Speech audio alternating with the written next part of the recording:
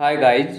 मैं संतोष कुमार गुजर राम क्लासेस 786 पर आपका हार्दिक अभिनंदन करता हूं। तो दोस्तों, अभी तक हमने जो कक्षा 12 का जो राजनीति विज्ञान है उसके 4 अध्याय हैं उनकी चर्चा हम कर चुके हैं। आज हम आपके लिए जो 5वां अध्याय है उसके बारे में कुछ चर्चा करेंगे।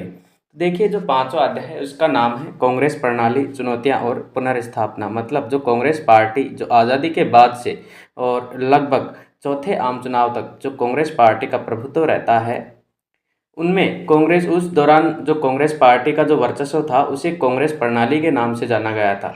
और उनके सामने उस दौरान कौन कौन सी चुनौतियां आई थी और फिर आगे जाकर के जो कांग्रेस पार्टी है उसकी पुनर्स्थापना किस प्रकार से करती हैं कौन, जो भारत की एकमात्र महिला प्रधानमंत्री हुई थी इंदिरा गांधी, उसके नेतृत्व में कैसे कांग्रेस पार्टी की पुनर्स्थापना होती है, इस बारे में हम चर्चा करेंगे। तो देखिए, सबसे पहले जो चैप्टर का नाम है कांग्रेस प्रणाली, तो इसी से हम इसको शुरू करते हैं। तो देखिए दोस्तों, क्या है कांग्रेस प्रणाली वो देखिए। 1947 में भारत आज़ाद हुआ। आज़ाद भारत में प्रथम आम चुनाव 1952 में किए गए थे। अगर बात करें तो भारत आज़ाद हुआ था 1947, 15 अगस्त 1947 को। और जो प्रथम आम चुनाव करवाए जाते हैं वो 1952 में करवाए जाते हैं। भारत एक लोकतांत्रिक देश है, मतलब जो भारत है उसे लोकतांत्रिक देश माना गया है। यहाँ पर संविधान लागू है और जनता का शासन है।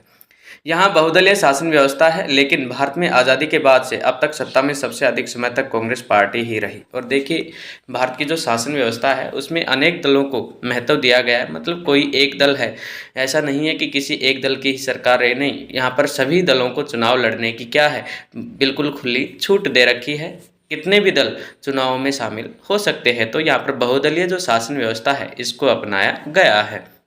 लेकिन अगर हम बात करें, जब से भारत आज़ाद हुआ था तब से लेकर के और लगभग चौथे आम चुनाव तक 1952 से लेकर 57, 57 से 62, 62 से 67, फिर 67 से 71 की अगर ये बात करें तो इस दौरान तक जो कांग्रेस पार्टी है इसी का शासन रहता है। मतलब आज़ादी के बाद से अब तक सत्ता में सबसे अधिक समय तक कौन सी पार्टी रहती है? कांग्रेस पार्टी ही रहती है। इतने समय तक सत्ता में रहने के कारण उसे कांग्रेस प्रणाली के नाम से जाना जाता है। और एक लंबे समय तक ये सत्ता में रहने के कारण इस कांग्रेस पार्टी का जो सत्ता में प्रभुत्व था, इस प्रभुत्व को कांग्रेस प्रणाली के नाम से जाना गया था। आगे देखिए, जो कांग्रेस पार्टी है इसकी स्थापना कैसे होती है, कांग्रेस पार्टी के बारे में कुछ जानते हैं। देखिए, कांग्रेस पार्टी है इसकी स्थापना होती है 28 दिसंबर 1885 और संस्थापक कौन है? एओ ह्यूम, दादा भाई नेरोजी और दिनशा वाचा। इसके संस्थापक अध्यक्ष थे एओ ह्यूम, दादा भाई नेरोजी और दिनशा वाचा संस्थापक सदस्य थे।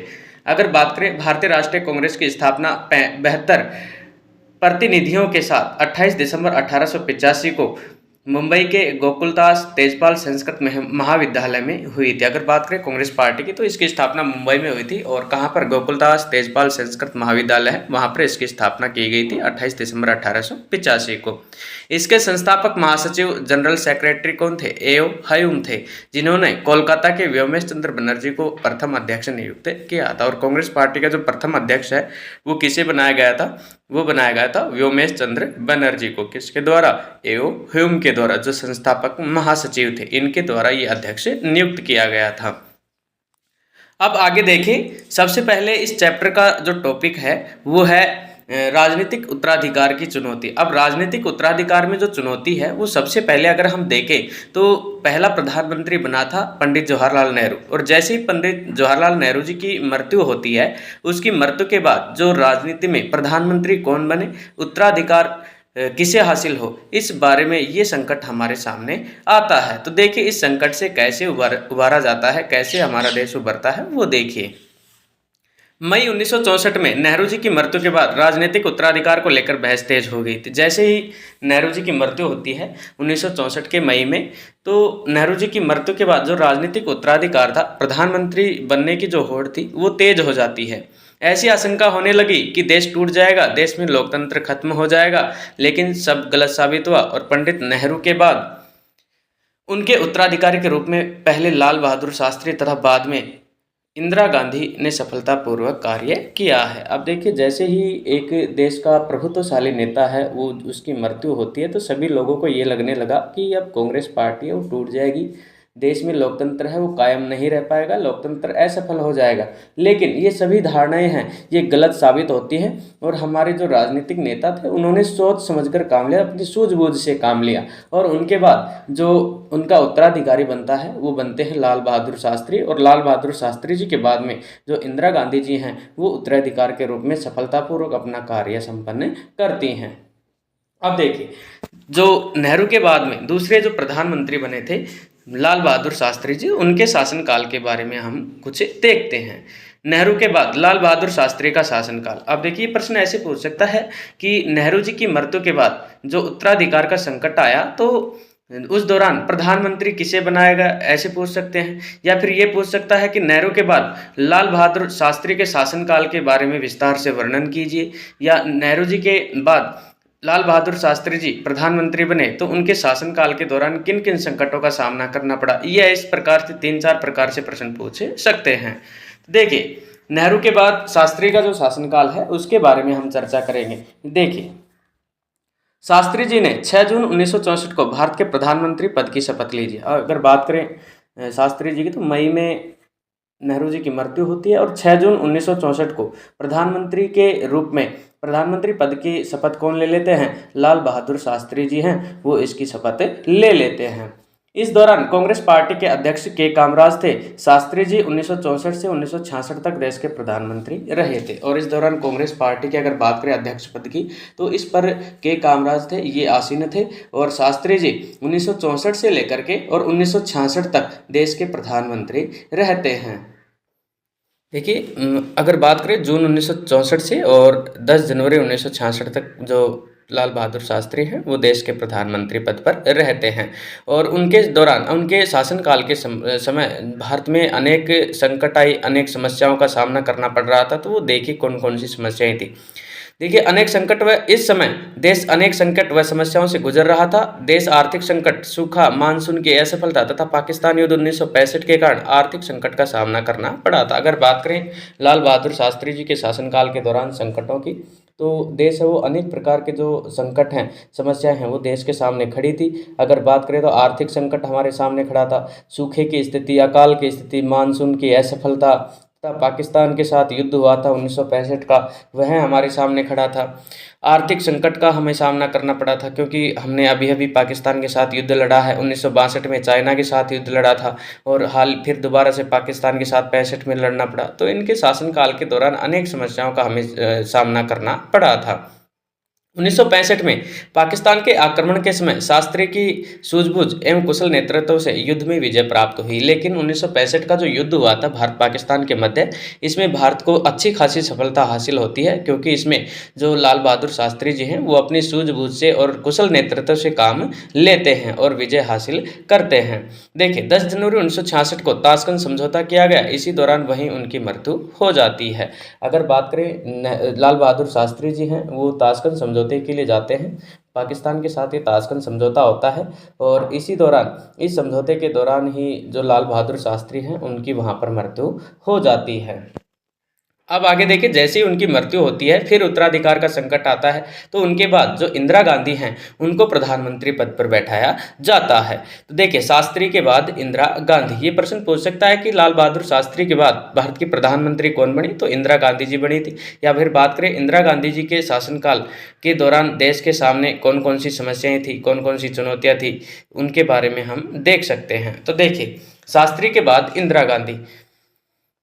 शास्त्री जी की मृत्यु के बाद मोरारजी देसाई व इंदिरा गांधी के बीच राजनीतिक उत्तराधिकार के लिए संघर्ष हुआ था। अगर बात करें तो जैसे ही शास्त्री जी की मृत्यु होती है तो प्रधानमंत्री बनने को लेकर दो व्यक्तियों में होड़ होती है। एक तो इंदिरा गांधी जी थी और दूसरी तरफ कौन थे, दूसरी तरफ मोरारजी देसाई थे।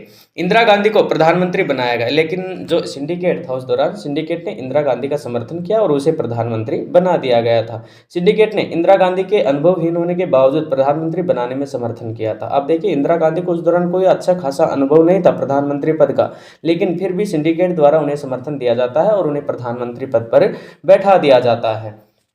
क्योंकि उनका मानना था कि वह दिशा निर्देशन के लिए सिंडिकेट पर निर्भर रहेगी। नेतृत्व के लिए प्रतिस्पर्धा के बावजूद पार्टी में सत्ता का हस्तांतरण बड़े शांतिपूर्ण ढंग से संपन्न हो गया था। अब देखिए, सिंडिकेट ने इंदिरा गांधी का समर्थन इस कारण से किया था क्योंकि उनका मानना था कि इंदिरा गांधी को अनुभव न होने के कारण वो सभी मामलों में और सभी बातों पर राय करने के लिए किस पर निर्भर होगी, वो सिंडिकेट पर ही निर्भर होगी। क्योंकि सभी के सभी प्रभुत्वशाली जो नेता थे वो किस में शामिल थे, वो सिंडिकेट में शामिल थे। और इंदिरा गांधी को अनुभव नहीं था तो सभी बातें किससे पूछ कर, मतलब जो भी कार्य करेगी वो सभी सिंडिकेट से राय जानकर ही कार्य करेगी। मतलब एक तरह से माने तो प्रधानमंत्री किस पर निर्भर हो जाएगा, सिंडिकेट पर निर्भर हो जाएगा। और इसी सोच के आधार पर सिंडिकेट किसका समर्थन करता है, वो इंदिरा गांधी का समर्थन करता है। और देखिए, ये एक सा प्रतिस्पर्धा होने के बावजूद भी पार्टी में सत्ता का क्या क्या बड़ी ही शांतिपूर्ण ढंग से हस्तांतरण कर दिया गया और इंदिरा गांधी को प्रधानमंत्री बना दिया जाता है। आगे देखिए, लाल बहादुर शास्त्री के शासनकाल के समय आई चुनौतियां। अब देखिए, अगर बात करें तो लाल बहादुर शास्त्री जी के जो शासनकाल था उस दौरान कौन कौन सी चुनौतियां समस्याएं थी, वो देखिए। एक तो भारत पाक युद्ध 1965 है, दूसरा है खाद्यान्न का संकट, मानसून की असफलता का कारण ये थे। इन चुनौतियों से निपटने के लिए शास्त्री जी ने जय जवान जय किसान का नारा दिया था। अगर बात करें, शास्त्री जी अपने दौरान आई हुई समस्याएं थी उनको निपटाने के लिए एक नारा दिया था, जय जवान जय किसान। ये 1965 के युद्ध के दौरान दिया था क्योंकि खाद्यान्न संकट आ गया था, तो जवानों का हौसला बढ़ाने के लिए और किसानों का हौसला बढ़ाने के लिए ये नारा दिया गया था। आगे देखिए, 1965 के युद्ध की समाप्ति के सिलसिले में 10 जनवरी 1966 को में यूएसए भूतपूर्व सोवियत संघ के ताशकंद, वर्तमान में उज्बेकिस्तान की राजधानी में यह समझौता हुआ था। इस पर हस्ताक्षर लाल बहादुर शास्त्री और पाकिस्तान के राष्ट्रपति मोहम्मद अयूब खान ने किया था। अब देखिए, जो ताशकंद समझौता है इस पर हस्ताक्षर करने का कार्य कौन करते हैं, एक तो भारत के प्रधानमंत्री थे लाल बहादुर शास्त्री और पाकिस्तान के राष्ट्रपति मोहम्मद अयूब खान थे। इन्होंने इस पर हस्ताक्षर किया था। ये समझौता 10 जनवरी 1966 को किया गया था। कहाँ पर, ये उज्बेकिस्तान की राजधानी ताशकंद में किया गया था। अगर बात करें, भूतपूर्व सोवियत संघ का क्षेत्र हुआ करता था। इंदिरा गांधी के प्रधानमंत्री बनने के साथ देश में कौन कौन सी समस्याएं कठिनाइयां थी, वो देखिए। मानसून की असफलता के कारण खाद्यान्न संकट आए, व्यापक सूखे की स्थिति बनी। अब देखिए, मानसून असफल रहा उस दौरान भी, इसी कारण से खाद्यान्न संकट है वो हमारे सामने आता है और व्यापक स्तर पर, एक बड़े स्तर पर सूखे की स्थिति बनी रहती है। विदेशी मुद्रा भंडार में कमी आ जाती है और इसी कारण से रुपये का क्या होता है, अवमूल्यन किया जाता है। निर्यात में गिरावट आती है। सैन्य खर्चे में बढ़ोतरी से देश में आर्थिक संकट की स्थिति बन जाती है और जैसे ही इन युद्धों के कारण आर्थिक स्थिति है वो संकट में आती है, तो इंदिरा गांधी ने क्या किया, सैन्य खर्च में बढ़ोतरी कर दी और सैन्य खर्च में बढ़ोतरी करने के कारण हमारे देश के सामने जो आर्थिक संकट है वो उसकी स्थिति बन जाती है। इंदिरा गांधी ने अमेरिका के दबाव में रुपये का अवमूल्यन किया, जिससे डॉलर का मूल्य 5 से 7 रुपये हो गया था। अब देखिए, जो रुपया है उसका अवमूल्यन कर दिया, उसका मूल्य दोबारा से निर्धारित कर दिया जाता है, जिससे डॉलर का जो मूल्य है वो 5 रुपये से 7 रुपया हो गया था। मतलब पहले $1 में 5 भारतीय रुपये हुआ करते थे और अब $1 में $1 की कीमत भारतीय रुपयों में 7 रुपया हो गई थी। ये रुपये का अवमूल्यन उनको करना पड़ा क्योंकि आर्थिक संकट की मार भारत झेल रहा था। भारत पाक युद्ध 1971 के कारण आर्थिक संकट का सामना करना पड़ा। अब देखिए, फिर एक युद्ध और आ जाता है भारत के सामने, जो पाकिस्तान के, जिसे बांग्लादेश युद्ध के नाम से जाना जाता है। तो भारत पाक युद्ध 1971 ये होने के कारण भारत को और भी ज़्यादा आर्थिक संकट का सामना करना पड़ता है और फिर आगे जाकर आपातकाल की घोषणा होती है और आपातकाल के कारण भी देश को अनेक समस्याओं का सामना करना पड़ता है। आगे देखिए, चौथा आम चुनाव 1967। देखिए, प्रथम आम चुनाव 1952 में होते हैं, दूसरे 1957 में, तीसरे 1962 में और चौथे जो आम चुनाव हैं वो 1967 में संपन्न करवाए जाते हैं। आगे देखिए, 1967 के आम चुनाव की परिस्थितियां और उस दौरान क्या क्या चुनौतियां थी, क्या क्या समस्याएं थी, उनका कौन सी परिस्थितियां हमारे सामने थी, उनके बारे में हम चर्चा करेंगे। तो देखिए, देश की खराब स्थिति और अनुभवहीन नेता होने के कारण विपक्षी दलों ने जनता को लामबंद करना शुरू कर दिया था। अब देखिए, प्रधानमंत्री को इतना अनुभव नहीं था और स्थिति भी उस दौरान, आर्थिक स्थिति भी डावाडोल चल रही थी। इसी कारण से जो विपक्षी दल थे उन्होंने जनता को लामबंद, मतलब अपने पक्ष में करना शुरू कर दिया और सत्ता पक्ष के विरोध में खड़ा करना शुरू कर दिया था। ऐसी स्थिति में अनुभवहीन प्रधानमंत्री को चुनाव का सामना करना भी बड़ी चुनौती थी और इंदिरा गांधी को अनुभव नहीं था इतना 1967 अभी अभी प्रधानमंत्री बने हुए, उन्हें 1 साल का समय भी नहीं हुआ था। इसी दौरान दूसरे चुनाव को उन्हें सामना करना पड़ता है, इतना अनुभव नहीं था, तो उनके प्रधानमंत्री को चुनाव का सामना करना भी एक बड़ी चुनौती लग रही थी। इस समय देश गंभीर आर्थिक संकटों के दौर से गुजर रहा था। आर्थिक संकट के कारण कीमतों में तेजी से वृद्धि हो रही थी, और आर्थिक संकट होने के कारण, क्योंकि इस अधिकतर जो आर्थिक बजट था वो सैन्य खर्च में लगाया गया था, तो देश आर्थिक संकट से भी गुजर रहा था। और आर्थिक संकट से गुजरने के कारण जो कीमतें थी, वस्तुओं की जो कीमतें थी, वो बहुत तेजी से बढ़ रही थी। बेरोजगारी बढ़ रही थी। कांग्रेस अंदरूनी चुनौतियों का सामना कर रही थी। विपक्ष पहले की अपेक्षा मजबूत तथा गैर कांग्रेसवाद के नारे के साथ वह एकजुट हो गया था। अब देखिए, जो विपक्ष था वो पहले की अपेक्षा क्या हो गया था, मजबूत हो गया था। और जो कांग्रेस पार्टी है वो अपनी अंदरूनी जो समस्याएं थी, अंदरूनी जो संघर्ष था, जो तनाव था, उसका सामना कर रही थी। और अब जैसे ही विपक्ष मजबूत होता है तो गैर कांग्रेसवाद के जो नारे हैं वो लगने लगते हैं, और सभी विपक्षी पार्टियां हैं वो एकजुट हो जाती हैं। आगे देखिए, जो 1967 चौथे आम चुनाव हैं, उनमें क्या जनादेश निकल के आता है, उसके परिणाम क्या होते हैं वो देखिए। फरवरी 1967 में लोकसभा और विधानसभा के चौथे आम चुनाव का परिणाम चौंकाने वाला था। अगर बात करें फिर फरवरी 1967 में जो लोकसभा के चुनाव होते हैं, विधानसभा के जो चुनाव होते हैं, तो उनका जो परिणाम था वो बड़ा ही चौंकाने वाला था। वो परिणाम जो आया वो सबको हैरान कर देने वाला था। कांग्रेस को केंद्र और राज्य दोनों ही जगह गहरा धक्का लगा था। और इन आम चुनाव में जो कांग्रेस पार्टी है उनको चाहे केंद्र में देखें और चाहे राज्य में देखें, दोनों ही जगह एक गहरा धक्का लगता है।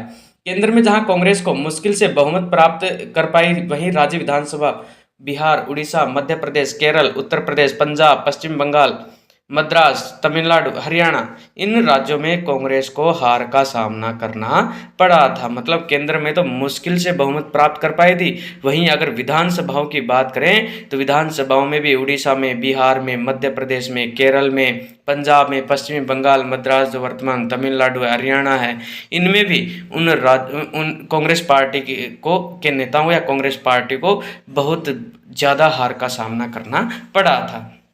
आगे देखिए, लोकसभा की कुल 520 सीटों में से कांग्रेस ने केवल 283 सीटें ही मिल पाई थी। और देखिए, ये चुनाव हुए थे, 520 सीटों पे ऐसे हुए थे, और इन सीटों में से जो कांग्रेस पार्टी है वो केवल 283 सीटें हैं वही प्राप्त कर पाती है। अतः जिस कांग्रेस पार्टी ने पहले 3 आम चुनाव में बाकी विरोधी दलों को बुरी तरह पराजित किया था, वे दल चौथी लोकसभा में अधिकतर सीटों पर जीत दर्ज कर लिए थे। अब देखिए, अगर बात करें कांग्रेस पार्टी की, तो प्रथम 3 आम चुनाव थे, लगातार कांग्रेस पार्टी अपना प्रभुत्व बनाए हुई थी, जो विपक्षी पार्टियों को बुरी तरह से मात देती थी। लेकिन चौथे आम चुनाव में वो सभी दल हैं वो अधिकांश सीटों पर जीत हासिल करते हैं, और कांग्रेस पार्टी केवल 283 सीटों पर ही सिमट कर रह जाती है। आगे देखिए, 1967 का आम चुनाव बड़ा उलटफेर करने वाला साबित हुआ तथा पहली बार कांग्रेसवाद की लहर चली थी। अगर बात करें 1967 के आम चुनाव की, तो इसमें एक बड़ा उलटफेर हुआ था, क्योंकि जिस पार्टी को अभी तक बहुमत मिलता आया था, एक तरफा बहुमत मिलता आया था, अब वह 283 सीटों पर सिमट कर रह गई थी, और बाकी जो गैर कांग्रेसी जो पार्टियां थी वो अधिकतर सीटों पर जीत हासिल करने लगी थी। देखिए, पहली बार गैर कांग्रेसवाद की लहर चली थी। अब देखिए, जो चौथे आम चुनाव थे, इनमें पहली बार हमें गैर कांग्रेसवाद की जो लहर है उसको वह देखने को मिली थी। 1967 में तमिलनाडु में पहली बार किसी क्षेत्रीय पार्टी को बहुमत मिला था। अगर बात करें तमिलनाडु में, तो पहली बार वहां पर कांग्रेस के अलावा कि कोई क्षेत्रीय पार्टी थी जो वहां पर जीत हासिल कर पाई थी, तो वो कौन थी? डीएमके, द्रविड़ मुनेत्र कझगम पार्टी ने सरकार बनाई, और डीएमके पार्टी वहां पर सरकार बनाती है। इस पार्टी ने राजभाषा हिंदी का विरोध किया, अतः इन चुनाव के नतीजे को चुनाव में राजनीतिक पर्यवेक्षकों ने भूकंप की संज्ञा दी थी। और जो ये पार्टी है, इस पार्टी ने जो राजभाषा हिंदी बनाई गई थी 1949 में, 14 सितंबर 1949 को हिंदी को राजभाषा घोषित किया गया था, राजकाज की भाषा घोषित किया गया था, तो हिंदी का ये विरोध करती थी। मतलब ये हिंदी को राजभाषा बनाने का ये पार्टी हमेशा से विरोध करती रही है। अतः ये जो चुनाव हुए थे 1967 के, इन चुनाव को जो राजनीतिक विश्लेषक थे, राजनीतिक पर्यवेक्षक थे, उन्होंने इन चुनाव को राजनीतिक भूकंप की वो संज्ञा देते हैं। मतलब बड़ा उलटफेर करने वाला चुनाव साबित करते हैं। आगे देखिए, गैर कांग्रेसवाद। अब देखिए, जो एक शब्द आया है गैर कांग्रेसवाद, गैर कांग्रेसवाद का अर्थ क्या है वो देखिए। जो दल अपने कार्यक्रम व विचारधाराओं के धरातल पर एक दूसरे से अलग थे, अर्थात कांग्रेस विरोधी पार्टियां एकजुट हुए तथा उन्होंने कांग्रेस विरोधी मतों को कई जगह बांटने से रोकने हेतु सभी दलों ने सीटों के मामले में तालमेल करते हुए एक कांग्रेस विरोधी मोर्चा बनाया। समाजवादी नेता राम मनोहर लोहिया ने इस रणनीति को गैर कांग्रेसवाद का नाम दिया था। देखिए, गैर कांग्रेसवाद जो है, इस शब्द का अर्थ है कि जो दल अपने कार्यक्रम विचारधाराओं को धरातल पर एक दूसरे से अलग अलग थे। मतलब जो पहले जो अनेक दल थे, मतलब कांग्रेस पार्टी के अलावा जो पार्टियां थी, जो दल थे, वो विचारधाराओं के आधार पर अलग अलग थे, अपने अपने कार्यक्रमों के आधार पर वो अलग अलग थे। अर्थात अगर बात करें तो कांग्रेस विरोधी जो पार्टियां हैं वो सभी क्या हो जाती है, एकजुट हो जाती है। मतलब कांग्रेस के अलावा जो अन्य पार्टियां थी, जो अन्य विचारधाराओं वाली, अन्य कार्यक्रमों वाली जो पार्टियां थी, वो सभी एकजुट हो जाती हैं तथा उन्होंने कांग्रेस विरोधी मतों को कई जगह बंटने से रोका। और उन्होंने क्या कार्य किया, उन्होंने जो कांग्रेस जो विरोधी वोट थे, जो मत थे, उनको अब की बार वो बंटने से रोकते हैं। मतलब उनको एक जगह इकट्ठा करना चाहते थे। वो कांग्रेस जो पार्टी में जो वोट जाते थे वो तो कांग्रेस पार्टी को जाते ही थे, लेकिन उनके अलावा जो गैर कांग्रेसी जो पार्टियां थी, अन्य जो पार्टियां थी, उनको जो मत मिलते थे वो अनेक पार्टियों में बट जाया करते थे। अब उनको वो एक जगह, मतलब ये एक गठबंधन की तरह सभी पार्टियां एकजुट हो जाती है और गैर कांग्रेसी मतों को एक जगह, एक ही गठबंधन में वो लाने की सोचते हैं, एक ही संगठन में वो लाने की सोचते हैं। तो देखिए, उनको कई जगह बंटने से रोकने हेतु सभी दलों ने सीटों के मामले में तालमेल करते हुए एक कांग्रेस विरोधी मोर्चा बना लिया। अब उन सीटों को बांटने से रोकने के लिए क्या किया, उन्होंने सभी दलों ने सीटों पर तालमेल बना लिया कि उस जगह से ये दल चुनाव लड़ेगा तो इस जगह से ये दल चुनाव, फिक्स दल कर दिया कि इस जगह से यह दल ही चुनाव लड़ेगा और जो भी दल यहाँ से चुनाव जीत करके आएगा वो सभी मिल करके और केंद्र में क्या बनाएंगे, सरकार बनाएंगे। तो उन्होंने सीटों पर तालमेल करते हुए कांग्रेस विरोधी मोर्चा बना लिया। मतलब कांग्रेस के विरुद्ध में एक मोर्चा खोल लेते, एक संगठन बना लेते हैं। समाजवादी नेता राम मनोहर लोहिया ने जो ये राजनीतिक मोर्चा बना था, इस राजनीतिक मोर्चे को क्या कहते हैं, इसे गैर कांग्रेसवाद का नाम देते हैं। मतलब कांग्रेस पार्टी के अलावा सभी पार्टियां, सभी दल इसमें शामिल हुए थे। आगे देखिए, तो ये नाम कौन दिया था, किसने दिया था गैर कांग्रेसवाद, ये दिया था राम मनोहर लोहिया ने, ये समाजवादी नेता थे। आगे देखिए, गठबंधन से क्या आशय है। गठबंधन उस स्थिति को कहते हैं जब दो या दो से अधिक पार्टियां साथ में मिलकर सरकार बनाते हैं। अब देखिए, जो गठबंधन होता है कि जब भी किसी एक दल को स्पष्ट बहुमत नहीं मिलता है तो दो या दो से अधिक जो पार्टियां हैं वो एक साथ मिलकर के और सरकार बनाने का कार्य करते हैं, एक साथ मिलकर के सरकार बनाते हैं। ऐसा इसलिए किया तो वो क्या कहलाता है, वो गठबंधन की सरकार कहलाती है। ऐसा इसलिए किया जाता है क्योंकि किसी भी पार्टी को बहुमत नहीं मिला होता है, यानी किसी भी पार्टी को उतनी सीटें नहीं मिली होती हैं कि वह अकेले सरकार बना सके, इसलिए कई दल मिलकर गठबंधन की सरकार बनाते हैं। अब देखिए, अगर किसी एक दल को स्पष्ट बहुमत नहीं मिलता है, वो केंद्र में वो सरकार बनाने में समर्थ नहीं होता है, तो अन्य पार्टियों से मिलकर के एक या एक से अधिक जो पार्टियां हैं वो आपस में मिलकर के सरकार बना लेते हैं। तो ये क्या कहलाती है, गठबंधन की सरकार कहलाती है। आगे देखिए, कई दलों का गठबंधन या फिर संयुक्त विधायक दल, इससे क्या आशय है वो देखिए। 1967 के चुनाव से गठबंधन की जो परिघटना है वो सामने आई थी। अगर हम बात करें गठबंधन की जो परिघटना है वो हमारे सामने कब से आती है, वो 1967 के चुनाव से ही हमें देखने को मिलते हैं, क्योंकि कांग्रेस विरोधी जो मोर्चा खुला था उसमें अनेक दलों ने मिलकर के और चुनाव में अपनी भागीदारी निभाई थी। तो इस दौरान से गठबंधन की परिघटना है वो हमारे सामने आती है। हाँ, ये नहीं कह सकते कि गठबंधन की सरकार 1967 में बनी, नहीं, गठबंधन की सरकार नहीं बनी थी। गठबंधन की जो प्रथम घटना है वो हमारे सामने 1967 में आती है। आगे देखिए, किसी भी पार्टी को बहुमत नहीं मिला था, इसलिए अनेक गैर कांग्रेसी पार्टियों ने एकजुट होकर संयुक्त विधायक दल बनाया था। अब देखिए, इस दौरान कोई भी जो पार्टी थी उसे स्पष्ट बहुमत नहीं मिला।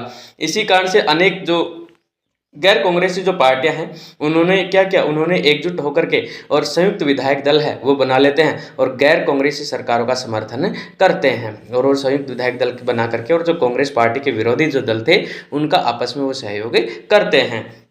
इसलिए इन सरकारों को संयुक्त विधायक दल कहा जाता है या गैर कांग्रेसी पार्टी कहा जाता है। और ये सभी दल मिलकर के जिन जिन राज्यों में, जिन विधानसभाओं में अपनी सरकार बनाते हैं उन्हें संयुक्त विधायक दल की सरकार कहा गया और इन्हें गैर कांग्रेसी पार्टियां भी कहा गया था। मतलब कांग्रेस पार्टी के अलावा जो पार्टियां थी उन्हें गैर कांग्रेसी पार्टियां कहा गया था।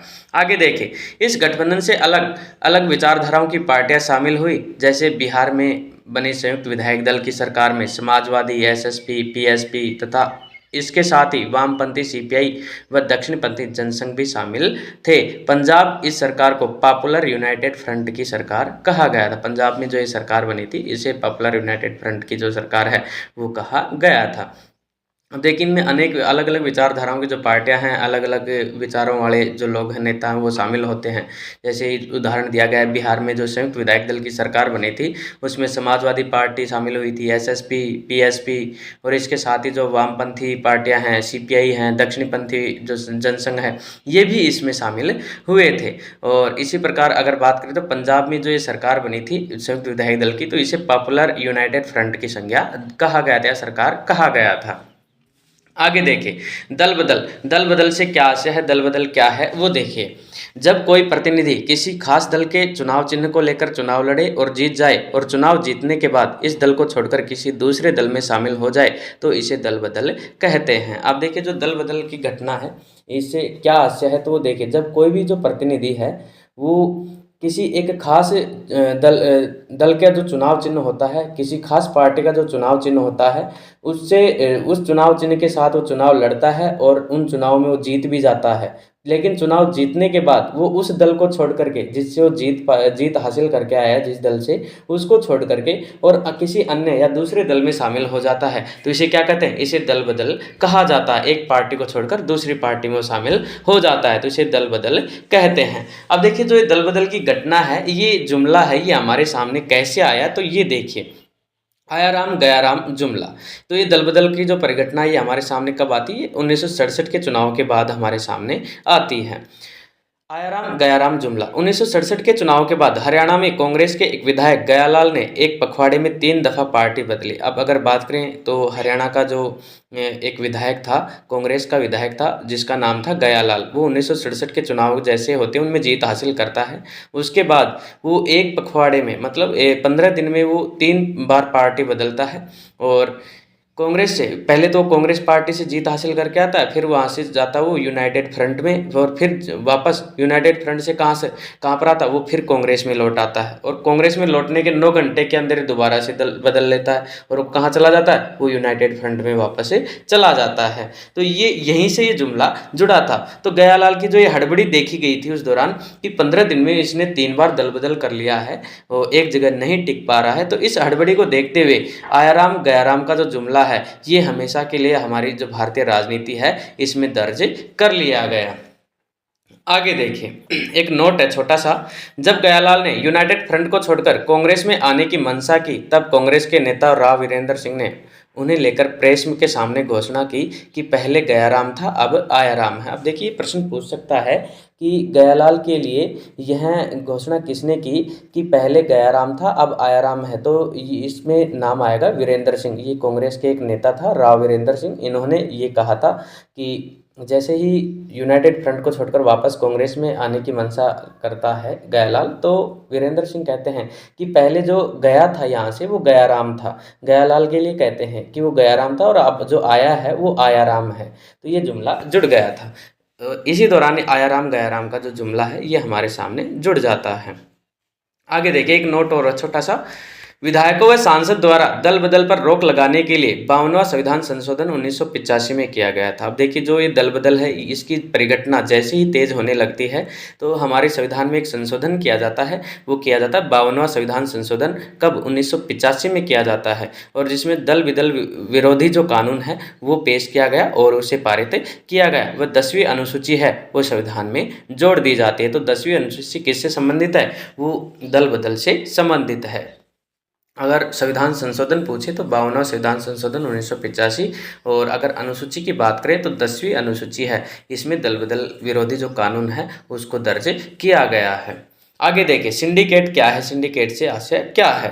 कांग्रेस के भीतर प्रभावशाली ताकतवर नेताओं के समूह को अनौपचारिक तौर पर सिंडिकेट कहा जाता है। इस समूह के नेताओं का पार्टी के संगठन पर नियंत्रण था। अब देखिए जो कांग्रेस के भीतर जो प्रभावशाली जो ताकतवर नेता थे, जिनका प्रभुत्व था कांग्रेस पार्टी में, जो अनुभववादी जो नेता थे, उनका जो एक संगठन था, उनका जो समूह था, उसे सिंडिकेट के नाम से जाना जाता था। और इस समूह के जो नेता थे उन नेताओं का इस पार्टी का जो पूरा संगठन था, पूरा जो बागडोर थी वो उन्हीं के हाथों में थी, उनके नियंत्रण में होती थी। आगे देखे सिंडिकेट के नेता कौन कौन थे वो देखे। के कामराज जी मद्रास के थे। मिड डे मील स्कूल बच्चों के लिए दोपहर का भोजन के लिए प्रसिद्ध, मतलब मिड डे मील की योजना है वो के कामराज के द्वारा ही शुरू की गई थी। कुमारा स्वामी कामराज। आगे देखे एस के पाटिल, ये मुंबई के थे। सदाशिव कान्होजी पाटिल, इसका पूरा नाम है सदाशिव कान्होजी पाटिल। फिर है एस निजलिंगप्पा, ये मैसूर के थे। अगर पूरा नाम की अगर बात करें तो शिगवनहल्ली निजलिंगप्पा। और फिर है एन संजीव रेड्डी, मतलब आंध्र प्रदेश के, पूरा नाम है नीलम संजीव रेड्डी। फिर अतुल्य घोष हैं, ये पश्चिम बंगाल के हैं। तो ये सिंडिकेट के प्रमुख प्रभावशाली नेताओं में गिने जाते हैं।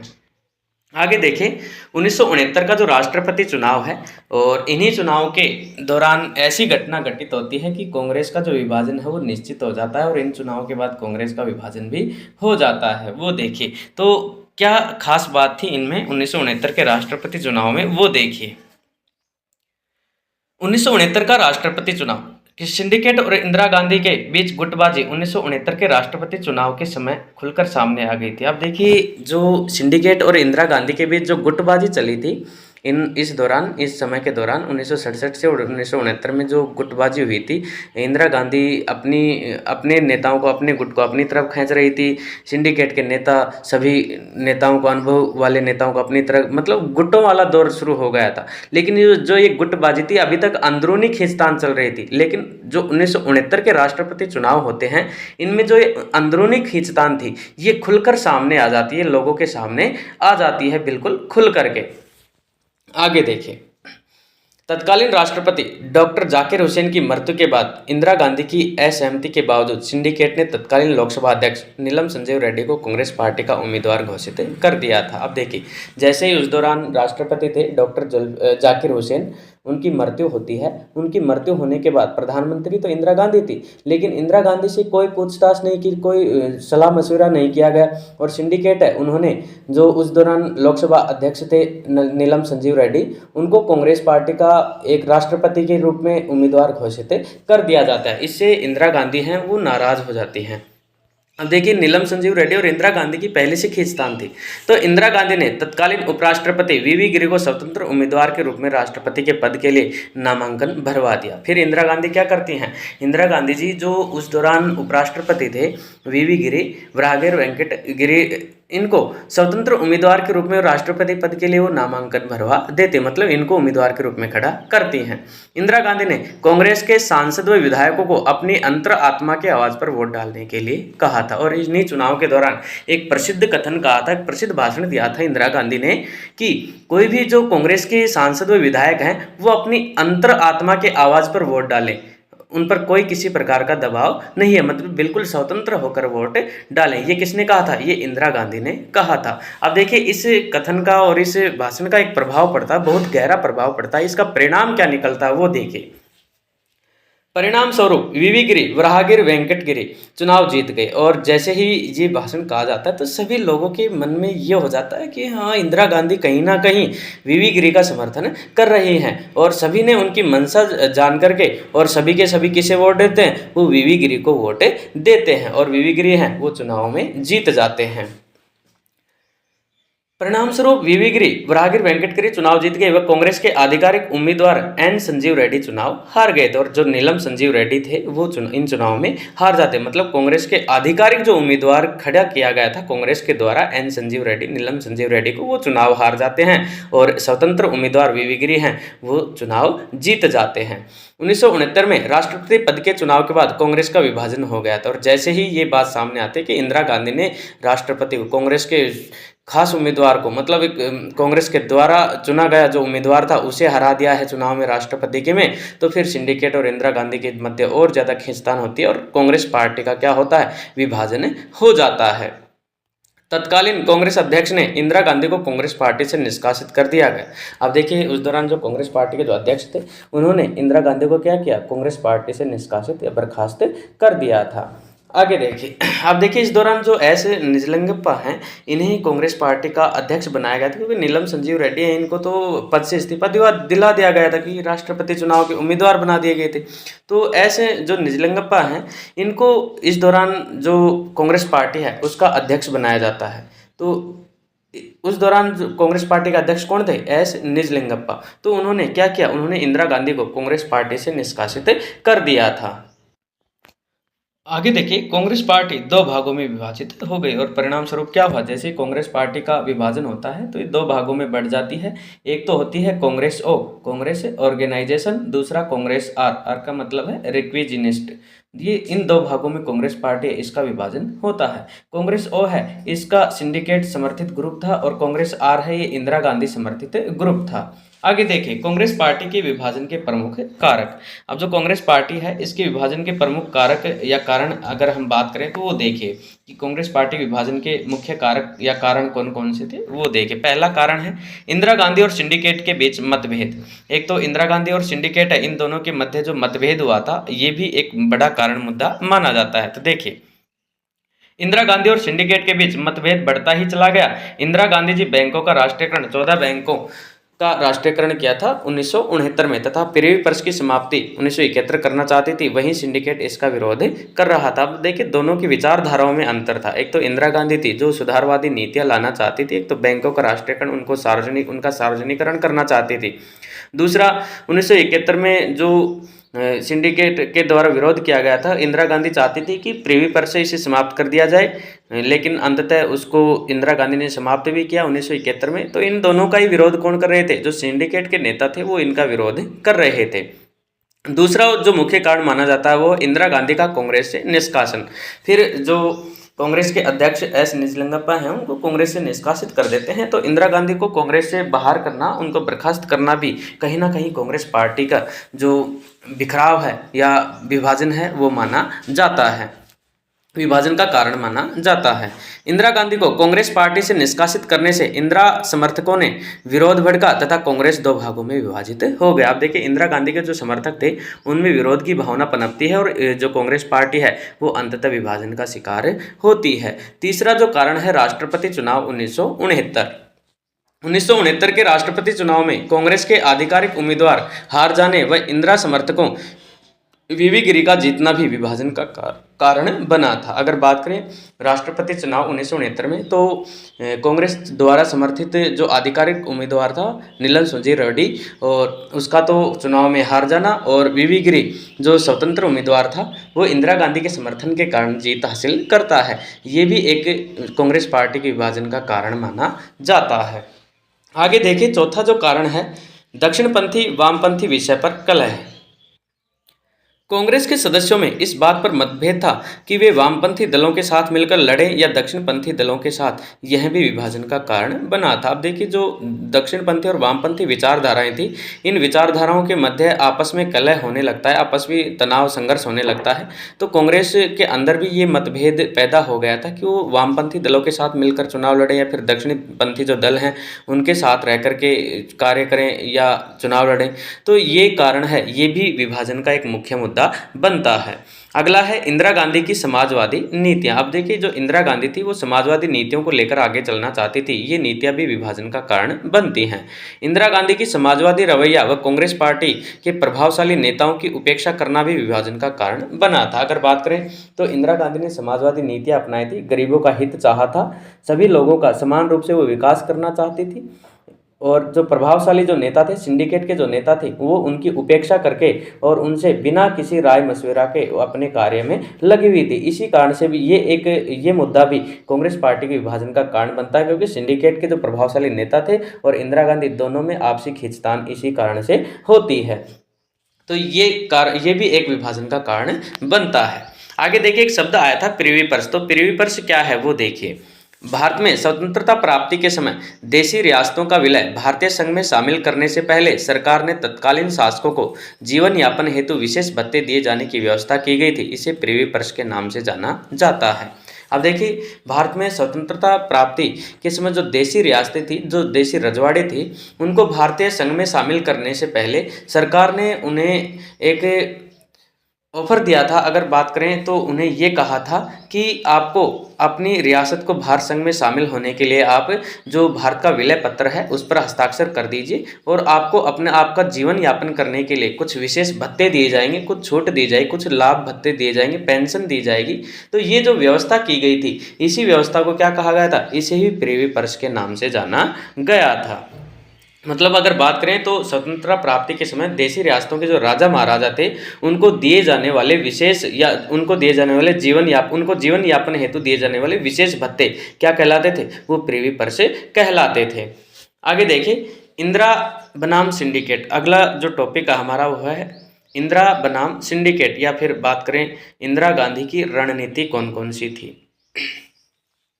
इंदिरा गांधी को असली चुनौती विपक्ष से नहीं बल्कि खुद अपनी पार्टी के भीतर से मिली थी। अगर हम बात करें तो इंदिरा गांधी बनाम सिंडिकेट की अगर बात करें कि इंदिरा गांधी और सिंडिकेट में क्या क्या संघर्ष थे, क्या क्या तनाव थे, या फिर बात करें इंदिरा गांधी की रणनीतियां क्या थी, इंदिरा गांधी किन बातों को लेकर के आगे बढ़ना चाहती थी, इन सभी के बारे में हम इसमें चर्चा करेंगे। तो देखिए, जो इंदिरा गांधी थी उनको असली जो चुनौती थी वो विपक्षी पार्टियों से उनसे नहीं मिल रही थी, क्योंकि विपक्षी पार्टियां इतनी प्रभावशाली नहीं थी उस दौरान। लेकिन उनको जो चुनौतियां, जो समस्याएं मिल रही थी वो खुद अपनी पार्टी के भीतर से ही मिल रही थी। उन्हें सिंडिकेट से निपटना पड़ा। देखिए, जो एक प्रभावशाली समूह था सिंडिकेट, वो उन्हें काम नहीं करने दे रहा था, तो उस सिंडिकेट के नेताओं से उसे निपटना पड़ा। जो कांग्रेस के प्रभावशाली व ताकतवर नेताओं का क्या था? समूह था। उसमें सभी दिग्गज जो नेता थे वो शामिल किए गए थे। किसमें? सिंडिकेट में। आगे देखिए, तो इन सभी से इंदिरा गांधी को क्या करना पड़ता है? समस्याओं का सामना करना पड़ता है, उनसे निपटना पड़ता है। सिंडिकेट ने इंदिरा गांधी को प्रधानमंत्री बनाने में महत्वपूर्ण भूमिका निभाई। सिंडिकेट को उम्मीद थी कि इंदिरा गांधी उनकी सलाह पर कार्य करेगी, लेकिन इंदिरा गांधी ने ऐसा न करके पार्टी के अंदर खुद का स्वतंत्र मुकाम बनाना शुरू कर दिया था। अब देखिए, सिंडिकेट ने इंदिरा गांधी का समर्थन तो किया था कि इसे प्रधानमंत्री बनाएंगे तो ये हमारी सलाह मशवरा से कार्य करेगी और हम जैसा कहेंगे वैसा ही करेगी। लेकिन इंदिरा गांधी जैसे ही प्रधानमंत्री बनती हैं वो उनकी एक भी बात नहीं सुनती हैं, उनकी बातें नहीं मानती हैं। वो खुद का अपना स्वतंत्र मुकाम हासिल करना चाहती है, अपने खुद के स्वतंत्र विचार, वो खुद अपने फैसले स्वतंत्र रूप से लेना चाहती थी। और इसी कारण से अपने प्रभाव को बढ़ाते हुए, इसी मुकाम को हासिल करते हुए उन्होंने अपना खुद का मुकाम बनाना शुरू कर दिया था। आगे देखिए, इंदिरा गांधी ने अपने सलाहकारों और व्यवस्थाओं के समूहों में पार्टी से बेहतर बाहर के लोगों को रखा। अब देखिए, जो इंदिरा गांधी थे उन्होंने अपने जो सलाहकार थे, अपने जो विश्वस्त जो समूह थे, मतलब अपने विश्वास पात्र जो लोगों का समूह था उसके अंदर कांग्रेस पार्टी के अंदर के लोगों को नहीं बल्कि बाहर के लोगों को उसने अपने विश्वास पात्रों में रखा था, तथा सिंडिकेट को हाशिए पर ला खड़ा कर दिया। और जो सिंडिकेट है उसको धीरे धीरे मतलब हंसी का पात्र बना दिया था। आगे देखिए, इस प्रकार इंदिरा गांधी ने अपना स्वतंत्र मुकाम बनाए रखा। 1967 के चुनाव में जो जमीन या बहुमत खोया था उसे हासिल करना उसका लक्ष्य था। अब देखिए, जो इंदिरा गांधी जी हैं वो 1967 के चुनाव के बाद अपना जो स्वतंत्र मुकाम है वो बनाना शुरू कर देती, अपनी स्वतंत्र पहचान बनाना शुरू कर देती हैं। और वो एक ही लक्ष्य हासिल करना चाहती थी कि 1967 में जो जमीन हमने खोई थी, मतलब जो बहुमत हमने खोया था, वो बहुमत हम दोबारा से हासिल करके रहेंगे। उसका लक्ष्य था। इस तरह साधारण सत्ता संघर्ष को इंदिरा गांधी ने विचारधारात्मक संघर्ष में बदल दिया था। और जो साधारण जो सत्ता संघर्ष था उसे इंदिरा गांधी एक बहुत बड़े विचारधारात्मक संघर्ष में तब्दील कर देती है। आगे देखिए, नई हेडिंग है इंदिरा गांधी या कांग्रेस का 10 सूत्री कार्यक्रम। मतलब इंदिरा गांधी का 10 सूत्री कार्यक्रम माने या फिर कांग्रेस का 10 सूत्री कार्यक्रम, कोई भी आ सकता है, क्योंकि 1967 के दौरान जो प्रधानमंत्री थी वो कौन थी? वो इंदिरा गांधी थी। तो कांग्रेस का 10 सूत्री कार्यक्रम माने या फिर इंदिरा गांधी का 10 सूत्री कार्यक्रम माने, क्योंकि समाजवादी जो नीतियां हैं सारी की सारी लक्ष्य किसके थे? इंदिरा गांधी के थे, लेकिन वो कांग्रेस पार्टी से थी, तो कांग्रेस पार्टी का भी 10 सूत्री कार्यक्रम माना जाता है। तो देखिए, इंदिरा गांधी या कांग्रेस पार्टी का 10 सूत्री कार्यक्रम। देखिए, मई 1967 में इंदिरा के प्रभाव में इंदिरा गांधी ने 10 सूत्री कार्यक्रम अपनाया गया था। देखिए, जो इंदिरा गांधी जी हैं उन्होंने 1967 में जो 10 सूत्री कार्यक्रम है उसको अपनाया था। हालांकि सिंडिकेट के नेताओं ने औपचारिक तौर पर वामपंथी खेमे के इस कार्यक्रम को स्वीकृति दे दी थी, लेकिन इसे लेकर उनके मन में गहरे संदेह थे। अब देखिए, जो वामपंथी खेमा था, जो समाजवादी जो खेमा था, जो सामाजिक विचारधाराओं वाला जो खेमा था, उनके इस कार्यक्रम को जो सिंडिकेट के नेता थे, उन्होंने स्वीकृति तो दे दी थी, लेकिन उनके मन में इसके प्रति कहीं न कहीं मतभेद थे, गहरी शंका का जो गहरी आशंका थी उनके मन में। अब देखिए जो 10 सूत्रीय कार्यक्रम है, ये था क्या, इसमें कौन-कौन से कार्यक्रम हैं वो अपनाए गए थे। बैंकों का सामाजिक नियंत्रण, बैंकों का राष्ट्रीयकरण। अब देखिए जो 1969 में जो राष्ट्रीयकरण किया गया था, वो इसी 10 सूत्रीय कार्यक्रम का एक भाग था या हिस्सा था। देखिए बैंकों का राष्ट्रीयकरण, सामाजिकरण या फिर राष्ट्रीयकरण किया गया। दूसरा था आम बीमा का राष्ट्रीयकरण, जो बीमा कंपनियां थी, आम बीमा था, उसका राष्ट्रीयकरण कर दिया, उसका सार्वजनिकरण कर दिया गया। फिर तीसरा जो कार्यक्रम था, शहरी संपदा और आय का परिसीमन किया गया। जो शहरी संपदा था, परिसंपत्तियां थी, उनका सभी का दोबारा से क्या किया गया, उनका परिसीमन किया गया, उनका दायरा निर्धारित किया गया। फिर देखिए जो खाद्यान्न था, खाद्यान्न का सरकारी वितरण, मतलब खाद्यान्न का सरकारी नियंत्रण में वितरण किया जाने लगा था। भूमि सुधार के लिए बेहतर क्रियान्वयन, मतलब भूमि सुधार के लिए और नए नए जो कानून हैं वो लागू किए गए, उनका बेहतर तरीके से क्रियान्वयन किया जाए, ये सुधार किए गए थे। छठा जो कार्यक्रम था इसका, गरीबों को आवासीय भूखंड देने के प्रावधान किए गए थे। अब देखिए जो गरीब लोग हैं उनको जो आवासीय रहने के लिए जो भूखंड था, जमीन के जो टुकड़े थे, वो इस दौरान प्रदान किए गए थे। आगे देखिए जो सातवां कार्यक्रम था, प्रीवी पर्स या राशि विशेषाधिकार की समाप्ति या उन्मूलन। निर्यात, देखिए जो प्रीवी पर्स था उसकी समाप्ति की गई थी, उसकी समाप्ति का इन्हीं 10 सूत्रीय कार्यक्रम के अंतर्गत लक्ष्य रखा गया था। फिर देखिए निर्यात और आयात, व्यापार का राष्ट्रीयकरण। देखिए जो निर्यात और आयात की जाने वाली जो वस्तुएं थी, अगर हम मोटे तौर पर बोलें तो जो व्यापार था, व्यापार का क्या किया गया, व्यापार का राष्ट्रीयकरण किया गया था। एकाधिकार पर अंकुश और आर्थिक स्थिति की एकाग्रता, एकाधिकार पर क्या लगाया गया, अंकुश लगाया गया, आर्थिक शक्ति की एकाग्रता रखी गई। ग्रामीण मजदूरों के लिए न्यूनतम मजदूरी तय की गई, और जो ग्रामीण इलाकों के जो मजदूर थे, जो श्रमिक थे, उनके लिए जो न्यूनतम मजदूरी की जो रेट थी, जो दर थी, वो इस दौरान तय की जाती है।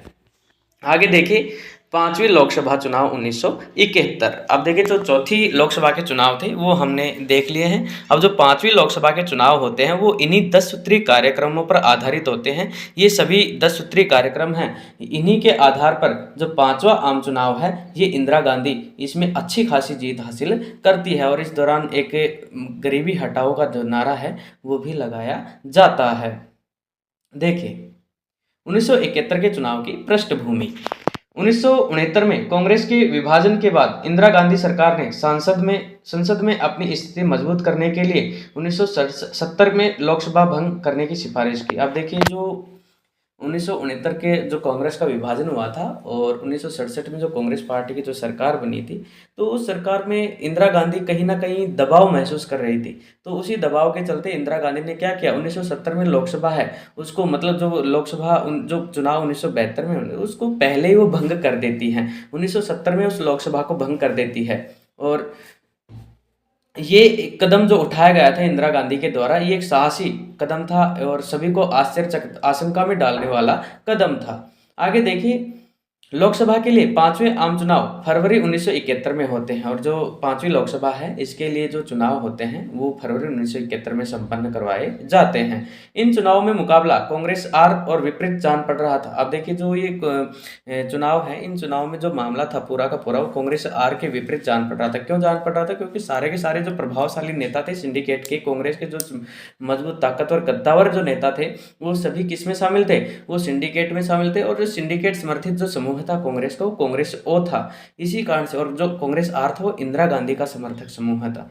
अब इसी कारण से लोगों को ये लगा कि नहीं, जो सारा का सारा जो चुनाव है वो एक तरफा किसकी तरफ होगा, वो कांग्रेस ओ की तरफ होगा। तो कांग्रेस आर के विपरीत ये चुनाव जान पड़ रहा था, मतलब लग रहा था कि कांग्रेस आर है इसमें नहीं जीत पाएगी। लेकिन सभी को इन चुनावों ने चौंका देने वाली घटना सामने आती है, क्योंकि नई कांग्रेस एक जर्जर होती हुई पार्टी का हिस्सा भर थी।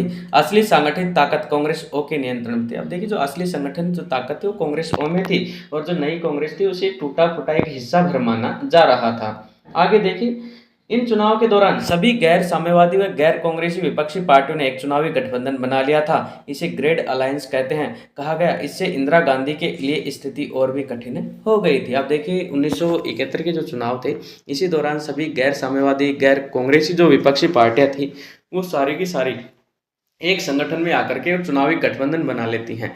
और इस पूरे के पूरे चुनावी गठबंधन को क्या नाम दिया गया था? इसे ग्रेट अलायंस नाम दिया गया था। और कहा गया इसमें इंदिरा गांधी के लिए स्थिति और भी कठिन पैदा हो गई। इसी ग्रेट अलायंस के एकजुट हो जाने के कारण इंदिरा गांधी के लिए और भी बड़ी समस्या खड़ी हो गई थी।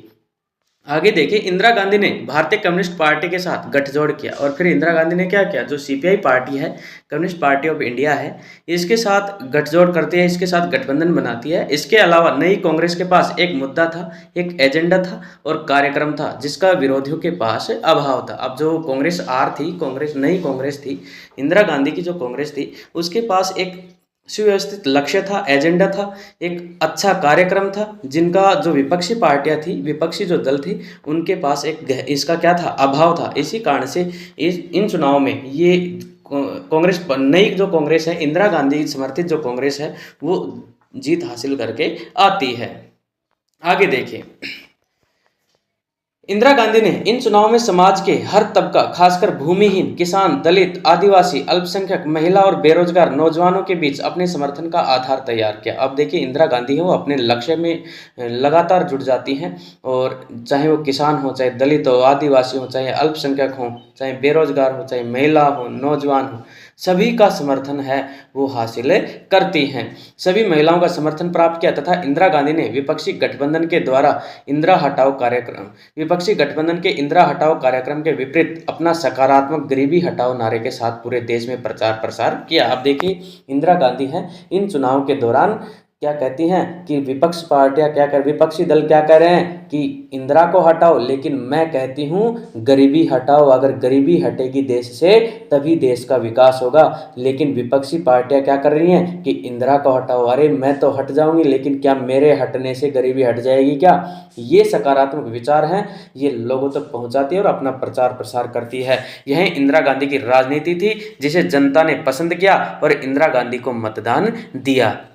और इंदिरा गांधी के इन्हीं भाषणों से, इन्हीं कार्यक्रम से प्रभावित होकर के, इन्हीं सकारात्मक कार्यक्रमों से प्रभावित होकर के, और जनता है खूब इंदिरा गांधी को पसंद करती है और इंदिरा गांधी को मत देती है। और इनमें इंदिरा गांधी की क्या होती है? जीत होती है। देखिए, जो एक समाजवादी नेता थे राम मनोहर लोहिया, जिन्होंने कभी इंदिरा गांधी के लिए, मतलब 1966 में जब इंदिरा गांधी है वो प्रधानमंत्री बनती है, तो उस दौरान इंदिरा गांधी के लिए इंदिरा गांधी का मजाक उड़ाया जाता है और राम मनोहर लोहिया के द्वारा उसे गूंगी गुड़िया कह करके संबोधित किया जाता है। वहीं गूंगी गुड़िया आज पूरे देश में तहलका मचा रखी थी। मतलब 1971 का चुनाव परिणाम है, एक नए उदय का क्या था? एक नए उदय का प्रतीक था। और देखिए, इसी गूंगी गुड़िया की आवाज़ ने एक आंदोलन खड़ा कर दिया था, एक बुलंद देश में एक नारे का आगाज किया था, किसका? गरीबी हटाओ के नारे का। और इसके परिणाम स्वरूप देखिए 1971 का चुनाव का परिणाम क्या होता है वो देखिए। आप देखिए, जो गूंगी गुड़िया 1966 में जिसका मजाक उड़ाया गया था, वही गूंगी गुड़िया 1971 के चुनाव के परिणाम में क्या बन जाती है? आयरन लेडी बन जाती है। अब देखिए, आयरन लेडी का कमाल 1971 के चुनाव परिणामों को देखिए, एक बार इस पर गौर करते हैं। 1971 के लोकसभा के चुनाव के नतीजे उतने ही नाटकीय थे जितना इन चुनाव को करवाने का फैसला था। अब देखिए, जो 1971 के जो चुनाव हुए थे वो इतनी जल्दबाजी में हुए थे, इतने नाटकीय लग रहे थे कि जितना इन चुनाव को करवाने में जल्दबाजी की गई थी, उतने ही नतीजे इसके चौंकाने वाले आते हैं वो देखिए। क्योंकि कांग्रेस और सीपीआई के गठबंधन को लोकसभा की 375 सीटें मिली थी। अब देखिए, कांग्रेस की जो पार्टी है उसमें अगर बात करें कांग्रेस और सीपीआई दोनों को मिला करके, तो 375 सीटें हैं वो हासिल करते हैं। मतलब इंदिरा समर्थित कांग्रेस आर और सीपीआई दोनों ने 375 सीटें इसमें जीत हासिल की थी। इसने 48.8% वोट हासिल किए। इतनी बड़ी जीत कांग्रेस पिछले 4 आम चुनाव में हासिल नहीं कर पाई थी, और जितनी बड़ी जीत इनको अब हासिल हुई थी, इतनी पिछले 4 आम चुनाव में वो कभी हासिल नहीं कर पाई थी। अकेले इंदिरा गांधी की कांग्रेस आर ने 352 सीटें जीती थी। अब देखना, गूंगी गुड़िया का कमाल देखिए, जो आयरन लेडी बन के सामने आती है, जो अकेली इंदिरा गांधी है, वो मतलब कांग्रेस आर पार्टी है, वहीं 352 सीटों के साथ सत्ता में आती है। अकेली कांग्रेस आर 352 सीटों के साथ सत्ता में आती है तथा 44% वोट हासिल किए, तथा सीपीआई ने 23 सीटें हासिल की। और इंदिरा गांधी समर्थित जो कांग्रेस आर पार्टी है उसने 44% वोट हासिल कर किए, तथा सीपीआई पार्टी है वो 23 सीटें जीत करके और कांग्रेस पार्टी के साथ गठबंधन में शामिल होती है।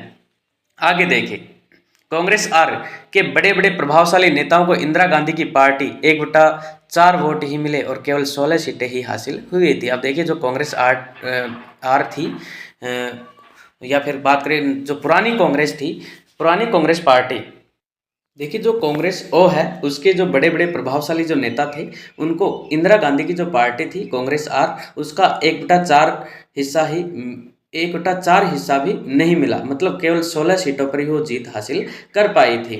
आगे देखिए विपक्षी ग्रेट अलायंस धराशायी हो गया तथा इस महाजोट को 40 से भी कम सीटें हासिल हुई थी, और जो विपक्षी जो ग्रेट अलायंस जो संगठन जो गठबंधन बना था वो भी धराशायी रह गया था, वो भी नस्ते नाबूद हो गया तथा इस महाजोट को भी, इस महासंगठन को भी केवल 40 से कम सीटें हासिल होती हैं। अपनी भारी भरकम जीत के साथ इंदिरा गांधी की अगुवाई वाली कांग्रेस ने साबित कर दिया कि वही असली कांग्रेस है और उसे फिर से भारतीय राजनीति में प्रभुत्व के स्थान पर स्थापित किया गया। अब देखिए इतनी बड़ी भारी भरकम 375 सीटों के साथ अकेली कांग्रेस पार्टी 352 सीटों के साथ सत्ता में आती है, और उसने ये साबित कर दिया कि जो इंदिरा गांधी की समर्थित जो कांग्रेस है, कांग्रेस आर है, वही असली कांग्रेस है, और फिर से कांग्रेस पार्टी को भारतीय राजनीति में प्रभुत्व के स्थान पर वो स्थापित करती है। आगे देखिए 1971 के चुनाव में कांग्रेस पुनर्स्थापना के कारण। अब देखिए जो कांग्रेस पार्टी है इसकी दोबारा से पुनर्स्थापना क्यों होती है, इसके क्या कारण थे वो देखिए। एक तो गरीबी हटाओ का नारा, जो इंदिरा गांधी ने गरीबी हटाओ का नारा दिया था, ये भी एक महत्वपूर्ण कारण माना जाता है कांग्रेस पार्टी के, कांग्रेस आर की जीत का। गरीबी हटाओ का नारा इंदिरा गांधी ने विपक्ष के इंदिरा हटाओ कार्यक्रम के विरोध में दिया और इससे अधिकांश गरीबों को अपने समर्थन में किया था। अब देखिए इंदिरा गांधी ने जो गरीबी हटाओ का नारा दिया था, जो विपक्षी इंदिरा हटाओ नारा दे रहे थे, इसी के विरोध में वो नारा कौन सा लगाती हैं, गरीबी हटाओ का नारा लगा। इससे अधिकांश जो गरीब हैं वो इंदिरा गांधी के समर्थन में चले जाते हैं। आगे देखिए इंदिरा गांधी का करिश्माई नेतृत्व। 1971 के चुनाव में इंदिरा गांधी ने करिश्माई व लुभावनी नीतियां अपनाई थी, और देखिए जो इंदिरा गांधी जी हैं उन्होंने 1971 का जो चुनाव हुआ था उसमें अनेक करिश्माई और लुभावनी जो नीतियां हैं, योजनाएं हैं, वो अपनाई थी। उन्हीं के कारण इंदिरा गांधी का जो नेतृत्व था वो करिश्माई जादुई नेतृत्व लग रहा था, और इस नेतृत्व के कारण भी इंदिरा गांधी वो जीत हासिल कर पाती हैं। आगे देखिए कांग्रेस दल पर इंदिरा गांधी की पकड़। अब देखिए जो कांग्रेस आर था इस पर इंदिरा गांधी की अच्छी खासी पकड़ थी। कांग्रेस पार्टी के विभाजन के बाद इंदिरा गांधी का पूरी पार्टी पर वर्चस्व स्थापित हो गया था। जैसे ही कांग्रेस पार्टी का विभाजन होता है तो कांग्रेस आर जो खेमा था उस पर इंदिरा गांधी का पूरा पूरा वर्चस्व रहता है, और जो इंदिरा गांधी कहती थी वही उस पार्टी में होता था। इंदिरा गांधी के विचार ही पार्टी के विचार माने जाते थे, या कोई भी नेता उनकी आज्ञा का उल्लंघन नहीं कर सकता था, और कांग्रेस आर में शामिल जो भी नेता थे वो इंदिरा गांधी की आज्ञा का कोई उल्लंघन नहीं कर सकते थे। ये भी एक जीत का कारण माना जाता है। आगे देखिए समाजवादी नीतियां। इंदिरा गांधी जी की जो समाजवादी नीतियां हैं वो देखिए, जो सार्वजनिक नीतियां थी वो देखिए। 1971 में इंदिरा गांधी ने समाजवादी नीतियां अपनाई। उन्होंने प्रत्येक चुनाव रैली में समाजवाद का प्रचार प्रसार किया। अब देखिए जो इंदिरा गांधी जी हैं उन्होंने समाज को साथ लेकर के, समाज के हर तबके को साथ लेकर के चलने की कोशिश की, चलने का लक्ष्य हासिल किया, और हर चुनाव रैली में उन्होंने समाजवादी जो नीतियां हैं उन्हीं का प्रचार प्रसार किया था। इस कारण से भी इंदिरा गांधी को अच्छी खासी जीत हासिल होती है 1971 के चुनाव में। आगे देखिए कमजोर विपक्षी दल व कार्यक्रम का अभाव। विपक्षी दल संगठित कार्यक्रम के अभाव में कमजोर हो गया था। वह इंदिरा गांधी के पास एक सुसंगठित अर्थात सुनियोजित एजेंडा था। अब देखिए जो कांग्रेस पार्टी थी उस दौरान, और इंदिरा गांधी की जो पार्टी थी, तो इंदिरा गांधी की पार्टी के पास एक सुसंगठित और सुनियोजित एजेंडा था, लक्ष्य था, कार्य योजना थी। लेकिन विपक्षी जो संगठित जो दल थे उनके पास कोई ऐसा लक्ष्य नहीं था, ऐसे कोई कार्यक्रम थे नहीं थे, इन सभी का उनके पास क्या था, अभाव था। ये भी एक इंदिरा गांधी की जीत का कारण माना जाता है। आगे देखिए वोटों का ध्रुवीकरण। एक इंदिरा गांधी की जो जीत है उसका कारण ये भी माना जाता है कि वोटों का क्या हुआ था, ध्रुवीकरण हुआ था। इंदिरा गांधी ने अपने कार्यक्रमों में गरीबी हटाओ के नारे से तथा अल्पसंख्यकों का समर्थन पाकर वह समाजवादी नीतियों से मतों का ध्रुवीकरण किया था। अब देखिए जो इंदिरा गांधी जी हैं उन्होंने वोटों को बांटने का कार्य किया था, ध्रुवीकरण किया था उनका। कैसे? इंदिरा गांधी ने अपने जो कार्यक्रम हैं उनमें एक तो नारा लगाया गरीबी हटाओ का नारा, इससे तथा अल्पसंख्यकों का समर्थन हासिल किया।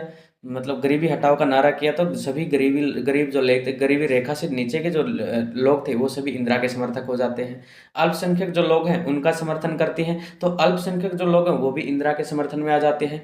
समाजवादी जो नीतियां हैं, उन समाजवादी नीतियों के कारण जो सामाजिक लोग थे, समाजवादी नीतियों के जो समर्थक लोग थे, वो सभी किसके नेतृत्व में आ जाते हैं, वो किसके समर्थन में आ जाते हैं, वो भी इंदिरा गांधी के समर्थन में आ जाते हैं। तो इस प्रकार से वोटों का क्या किया, ध्रुवीकरण किया, मतलब अपनी ओर खींचा सभी वोटों को उन्होंने, अपनी ओर आकर्षित करने का उन्होंने कार्य किया।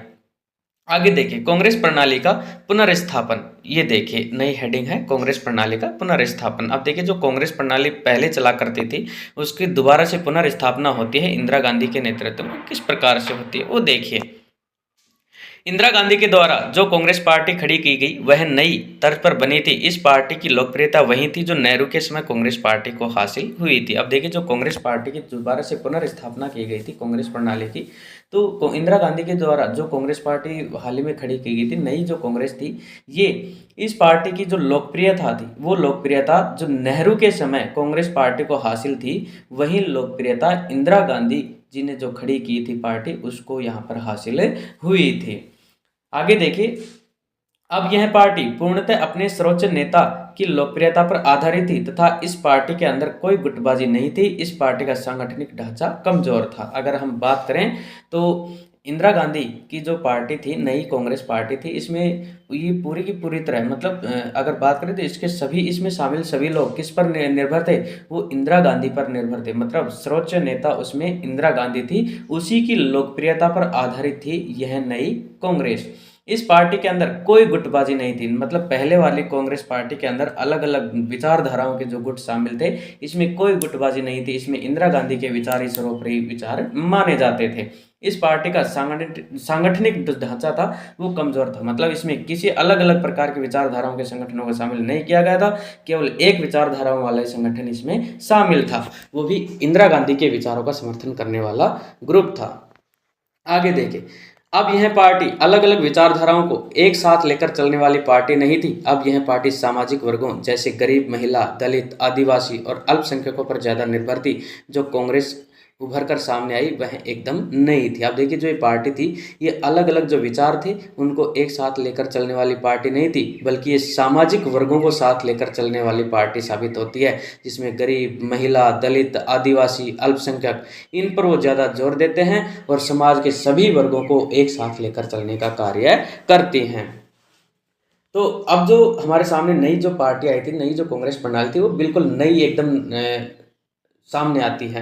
आगे देखिए, इंदिरा गांधी ने कांग्रेस प्रणाली को पुनर्स्थापित जरूर किया, लेकिन कांग्रेस प्रणाली की प्रकृति को बदलकर कांग्रेस प्रणाली के अंदर हर तनाव व संघर्ष को पचा लेने की क्षमता भी नई कांग्रेस ज़्यादा लोकप्रिय होने के बावजूद इसमें ऐसी क्षमताओं का अभाव था। अब देखिए, इंदिरा गांधी हैं, इन्होंने कांग्रेस प्रणाली को दोबारा से पुनर्स्थापित तो किया था, लेकिन जो कांग्रेस प्रणाली की जो प्रकृति थी उसको बदल करके इसको पुनर्स्थापित किया था। पहले वाली जो कांग्रेस प्रणाली थी उसमें हर तनाव को, हर संघर्ष को उनको पचा लेने की क्षमता थी। मतलब उसमें हर विचारधारा को शामिल किया गया था। लेकिन नई वाली जो कांग्रेस थी, ये लोकप्रिय होने के बावजूद भी इसमें ऐसी जो क्षमताएं थी कि हर विचारधाराओं को शामिल करके और उनको पचा लेने की क्षमता हो, उनको एक साथ लेकर के चलने की क्षमता, ऐसी इस नई कांग्रेस प्रणाली में बिल्कुल नहीं था। इसमें केवल एक विचारधारा, और वो भी कौन सी, समाजवादी विचारधाराओं को साथ लेकर चलने की नीतियां अपनाई गई थी। तो इसमें जो पुरानी वाली जो कांग्रेस थी उसमें जो क्षमताएं थी सभी विचारधाराओं को, संघर्षों को पचा लेने की, वो इस क्षमता का नई कांग्रेस में क्या होता है, अभाव होता है। आगे देखिए, नई हेडिंग है 1960 के दशक को खतरनाक दशक मानने के कारण। कि क्या कारण थे कि 1960 का दशक है वो खतरनाक दशक माना जाता है। तो देखिए, 1960 के दशक को बहुत खतरनाक दशक माना जाता है क्योंकि इस समय भारत गरीबी, गैर बराबरी, सांप्रदायिक क्षेत्रीय विभाजन जैसी समस्याओं से गुजर रहा था। अब देखिए 1960 का जो दशक है, इस दौरान भारत में अनेक समस्याओं का सामना किया था, जिसमें गरीबी की मार झेल रहा था, गैर बराबरी का जो मार थी वो भारत के लोगों में देखी जा सकती थी, सांप्रदायिक दंगे भड़क रहे थे, क्षेत्रीय विभाजन हो रहे थे। इन समस्याओं से भारत है वो गुजर रहा था। दूसरा देखिए, दूसरा कारण है खतरनाक दशक मानने का। नेहरू जी के उत्तराधिकार की समस्या बनी रही, हालांकि बाद में उत्तराधिकार को चुन लिया गया था। अब देखिए, जो नेहरू जी की मृत्यु हो गई थी 1964 में, उसके बाद 2 बार उत्तराधिकार की समस्या हमारे सामने आई, लेकिन अंततः उत्तराधिकार का जो मसला था वो भी आसानी से हल कर लिया जाता है। देश में मानसून की असफलता से व्यापक सूखे की स्थिति, खाद्यान्न संकट व्यापक स्तर पर रहा था। अब देखिए, जो मानसून है वो भी इस दौरान असफल रहा, व्यापक अकाल पड़ा, सूखे की स्थिति बन रही। इसी कारण से जो खाद्यान्न संकट है वो भी इस दौरान हमारे सामने आता है। आगे देखिए, 1962 में चीन के साथ युद्ध तथा 1965 में भारत पाक युद्ध हुआ, इसलिए भारत में आर्थिक संकट भी छाया हुआ था और इसी दौरान जो चाइना है वो भारत पर हमला कर देता है, तो चीन के साथ युद्ध करना पड़ा। फिर 3 साल बाद 1965 में पाकिस्तान के साथ हमारा युद्ध होता है, इसलिए भारत में आर्थिक संकट है वो गहरा हो जाता है और भारत में इन्हीं कारणों की वजह से 1960 का जो दशक है इसे क्या कहा जाता है, इसे खतरनाक दशक माना जाता है। आगे देखिए, नई हेडिंग है 1970 के दशक में इंदिरा गांधी को लोकप्रियता के कारण। अब देखिए, जो 1970 का दशक है उसमें इंदिरा गांधी की लोकप्रियता है वो किस प्रकार से बढ़ती है, लोकप्रियता बढ़ने के कारण क्या थे वो देखिए। पहला कारण है करिश्माई नेता। इंदिरा गांधी कांग्रेस पार्टी की करिश्मावादी नेता थी। वह भारत के प्रधानमंत्री की पुत्री थी और उन्होंने स्वयं को गांधी और नेहरू परिवार का वास्तविक राजनीतिक उत्तराधिकारी बताया था। अब देखिए, जो इंदिरा गांधी थी वो एक करिश्मावादी नेता थी। पहले तो वो कांग्रेस पार्टी में जो पहले प्रधानमंत्री थे नेहरू जी, उनकी पुत्री थी और स्वयं को उन्होंने गांधी जी का भी और नेहरू का परिवार का वास्तविक उत्तराधिकारी बताया था। भारत की प्रथम महिला मुख्यमंत्री होने के कारण महिला मतदाताओं में अधिक लोकप्रिय हुई थी और भारत की प्रथम महिला प्रधानमंत्री है वो होने के कारण भी जो महिला मतदाता थी उनमें अधिक से अधिक लोकप्रिय होती हैं, अधिक से अधिक उनका समर्थन हासिल करती हैं। तो लोकप्रियता का एक कारण ये था कि इंदिरा गांधी वो करिश्मावादी नेता थी, मतलब अपनी विचारधाराओं से वो स्वतंत्र थी, सभी को साथ लेकर चलने वाली थी और खुद को प्रधानमंत्री नेहरू और जो गांधी जी थे उनका वास्तविक वो उत्तराधिकारी बताती हैं। आगे देखिए, 2 नंबर है लोकप्रियता का कारण भूमि सुधार कानूनों पर क्रियान्वयन। जो इंदिरा गांधी जी हैं वो भूमि सुधार कानूनों का क्रियान्वयन करते हैं, दोबारा से भूमि के सुधार कानून हैं उनको लागू करने की कोशिश करते हैं, उनमें कुछ सुधार करने की कोशिश करती हैं जो अपने 10 सूत्रीय कार्यक्रमों में उन्होंने रखा था। इस दौर में इंदिरा गांधी ने भूमि सुधार के मौजूदा कानूनों के क्रियान्वयन के लिए जबरदस्त अभियान चलाया। उन्होंने भू परिसीमन के कुछ और कानून भी बनाए थे। अब देखिए, जो भूमि परिसीमन है उसके और कानून बनाए और भूमि सुधार के अनेक कानून हैं उनका दोबारा से क्रियान्वयन उन्होंने किया था। दूसरे, राजनीतिक दलों पर अपनी निर्भरता समाप्त करके संसद में अपनी पार्टी की स्थिति मजबूत करने और अपने कार्यक्रमों के पक्ष में जनादेश हासिल करने हेतु दिसंबर 1970 में लोकसभा भंग करने की सिफारिशें की थी। अब देखिए, अपने जो स्वतंत्र विचार हैं उनको रखने के लिए और अपनी जो निर्भरता है दूसरे राजनीतिक दलों पर अपनी जो निर्भरता है उनको समाप्त करने के लिए और संसद में अपनी मजबूत स्थिति को बनाने के लिए और अपने जो कार्यक्रम थे उनको जल्द से जल्द लागू करने के लिए और जनता का जनादेश हासिल करने के लिए उन्होंने क्या किया, दिसंबर 1970 में लोकसभा भंग करने की क्या कर देती हैं, सिफारिश कर देती हैं और कहती हैं कि मैं अपने जो लक्ष्य हैं, जो 10 सूत्री कार्यक्रम है उसको पाना चाहती हूँ और लोगों के सामने सकारात्मक विचार रखती है। और 1970 में क्या कर देती है, लोकसभा को भंग करने की सिफारिशें कर देती है ताकि 1971 में 5वीं लोकसभा के चुनाव होते हैं। तो भूमि सुधार है कानून है उनका क्या करते हैं, क्रियान्वयन करते हैं ताकि गरीब जो लोग हैं उनको भूमि है वो आसानी से उपलब्ध हो सके, जो भूमि वितरण है वो आसानी से हो सके, जिसमें भूमि की हदबंदी है, चकबंदी है, ऐसे कुछ सुधार किए जाते हैं। आगे देखिए, कुशल एवं साहसिक चुनावी रणनीति। अब इंदिरा गांधी की जो कुशल और साहसिक चुनावी रणनीति थी वो तैयार करना, ये भी इंदिरा गांधी की लोकप्रियता का कारण माना जाता है। इंदिरा गांधी ने एक साधारण से सत्ता संघर्ष को विचारधारात्मक संघर्ष में बदल दिया। उन्होंने इसे समाजवादी तथा पुरातनपंथी एवं गरीबों की हिमायती पार्टी के रूप में पेश किया। आप देखिए, जो अपनी जो पार्टी थी कांग्रेस पार्टी, जो इंदिरा समर्थित पार्टी थी कांग्रेस आर, उसको उन्होंने समाजवादी, पुरातनपंथी और गरीबों के हिमायती पार्टी के रूप में लोगों के सामने पेश किया था। जो साधारण सा सत्ता संघर्ष था उसे अब विचारधारात्मक संघर्ष में इंदिरा गांधी बदल देती हैं। आगे देखिए, जनहित कार्यक्रमों की घोषणा। और जो जनहित कार्यक्रम हैं, लोगों के हितों के जो कार्यक्रम हैं, जो योजनाएं हैं, उनकी घोषणा करती हैं कौन, इंदिरा गांधी जी, और लोकप्रिय हो जाती हैं। इंदिरा गांधी ने 10 व 20 सूत्री कार्यक्रम प्रस्तुत किया, बैंकों का राष्ट्रीयकरण किया, गरीबी हटाओ का नारा दिया। उनके कार्यक्रमों के कारण लोकप्रियता को बढ़ावा मिला था। अब देखिए, जो जनहित के जो कार्य हैं उनकी घोषणा की जाती है इंदिरा गांधी के द्वारा। एक तो 10 सूत्री और 20 सूत्री कार्यक्रम है वो प्रस्तुत किए जाते हैं। यहाँ पर अगर माने तो 10 सूत्री कार्यक्रम पेश किए जाते हैं, बैंकों का राष्ट्रीयकरण किया जाता है, गरीबी हटाओ का नारा दिया जाता है। ये अनेक कार्यक्रम हैं, वो अनेक सकारात्मक जो कार्यक्रम हैं ये लोगों के सामने पेश किए जाते हैं। इसी कारण से इंदिरा गांधी की जो लोकप्रियता है उसमें और बढ़ोतरी होती है। आगे देखिए, प्रमुख नेता।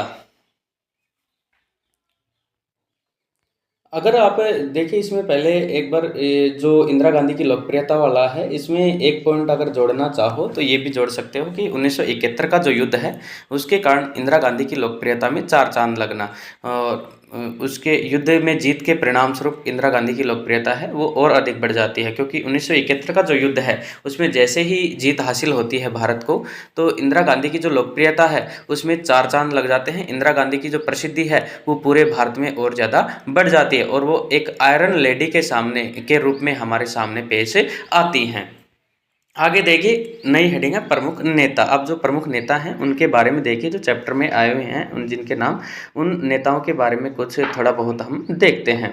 तो सबसे पहले हैं एस निजलिंगप्पा, जिनका जन्म 1902 में होता है, मृत्यु 2000 में होती है। ये कांग्रेस के वरिष्ठ नेता थे, संविधान सभा के सदस्य रहे हुए हैं और लोकसभा के सदस्य, तत्कालीन मैसूर प्रांत जो अब वर्तमान में कर्नाटक कहलाता है के मुख्यमंत्री भी रहे हैं। आधुनिक कर्नाटक के निर्माता के रूप में प्रसिद्ध हैं। अब देखिए, ये बात यहाँ पर महत्वपूर्ण है कि आधुनिक जो कर्नाटक है, आधुनिक कर्नाटक के निर्माता के रूप में कौन प्रसिद्ध हैं, तो उनके रूप में प्रसिद्ध हैं कौन, जो एस निजलिंगप्पा हैं, ये आधुनिक कर्नाटक के रूप में प्रसिद्ध हैं। 1967-1971 के दौरान कांग्रेस पार्टी के अध्यक्ष भी रहे थे। और अगर बात करें तो 1967-71 के दौरान इस समयावधि के दौरान ये कांग्रेस पार्टी के अध्यक्ष भी रहे हुए हैं। आगे देखिए, कामराज योजना, ये एक महत्वपूर्ण योजना है कामराज योजना। इसके बारे में देखिए, 1963 में कांग्रेस के प्रभावशाली नेता कामराज के द्वारा एक योजना प्रस्तुत की गई थी, जिसके तहत कांग्रेस के वरिष्ठ नेता को अपने पद से त्यागपत्र देना चाहिए ताकि अपेक्षाकृत युवा कांग्रेस पार्टी कार्यकर्ता की कमान संभाल सकें। ये कामराज योजना कहलाती है। अब देखिए, जो के कामराज थे उन्होंने एक योजना प्रस्तुत की थी, जो कांग्रेस पार्टी के जो प्रभावशाली नेता थे उनके सामने उन्होंने ये कहा था कि अगर कांग्रेस के जो वरिष्ठ, जो बूढ़े हो चुके जो नेता हैं वो अपने पद से त्यागपत्र दे दें ताकि जो नौजवान युवा नेता हैं वो आकर के पार्टी की कमान संभाल सकें और पार्टी की बागडोर संभाल सकें। इसे ही कामराज योजना के नाम से जाना गया था। आगे देखिए, के कामराज, जो के कामराज हैं उनका जन्म होता है 1903 में, मृत्यु 1975 में होती है और स्वतंत्रता सेनानी रहे हुए हैं। कांग्रेस के नेता, मद्रास वर्तमान तमिलनाडु के मुख्यमंत्री रहे हैं।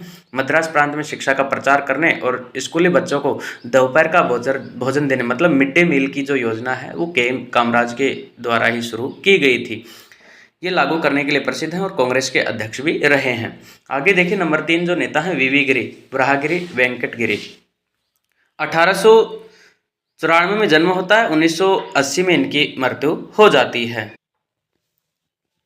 1969 से 1974 तक भारत के राष्ट्रपति रहे हैं। कांग्रेस के नेता एवं आंध्र प्रदेश के मजदूर नेता भी ये रहे हैं। सिलोन, जो वर्तमान में श्रीलंका है, सिलोन श्रीलंका को कहा जाता है, में भारतीय उच्चायुक्त के पद पर नियुक्त किए गए थे।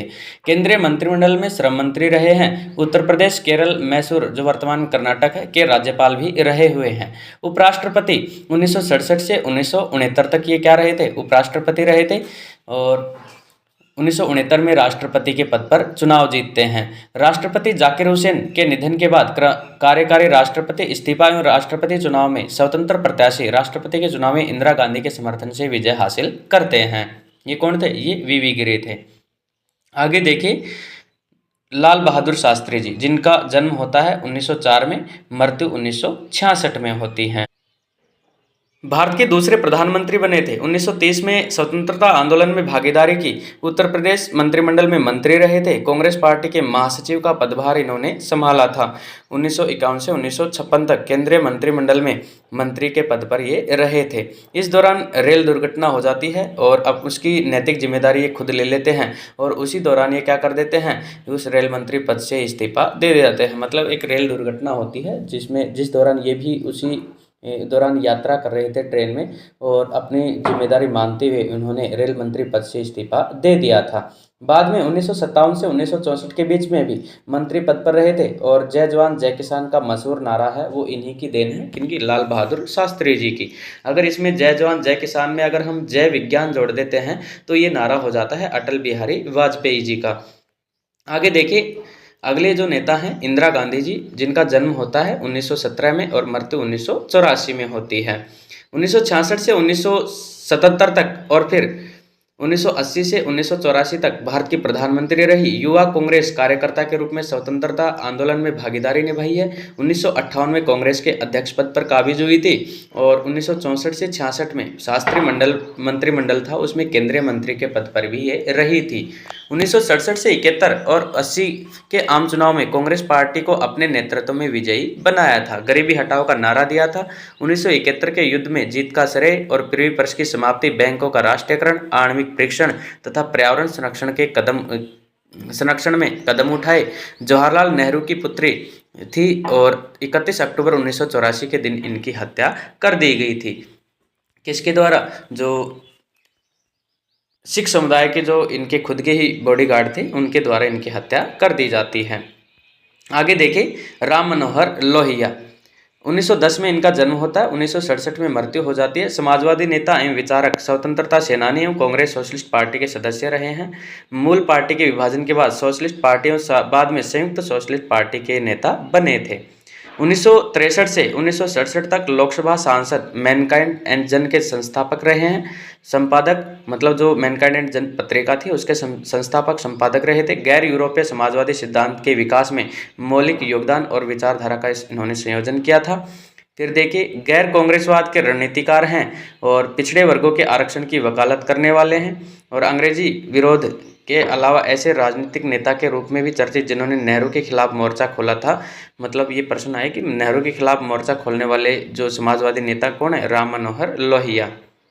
आगे देखिए, सी नटराजन अन्नादुरई, 1909 में इनका जन्म होता है, 1969 में मृत्यु हो जाती है। 1967 से मद्रास, जो वर्तमान में तमिलनाडु के मुख्यमंत्री रहे हैं। चर्चित पत्रकार भी रहे हैं, लेखक एवं वक्ता भी थे। मद्रास में जस्टिस्ट पार्टी के से संबंध रखते थे और बाद में द्रविड़ कसगम, 1974 में जो द्रविड़ कसगम है उसकी स्थापना 1934 में जो द्रविड़ कसगम संगठन बना था, जो 1949 में बतौर राजनीतिक दल के रूप में हमारे सामने आता है, ठीक है, उसमें शामिल थे।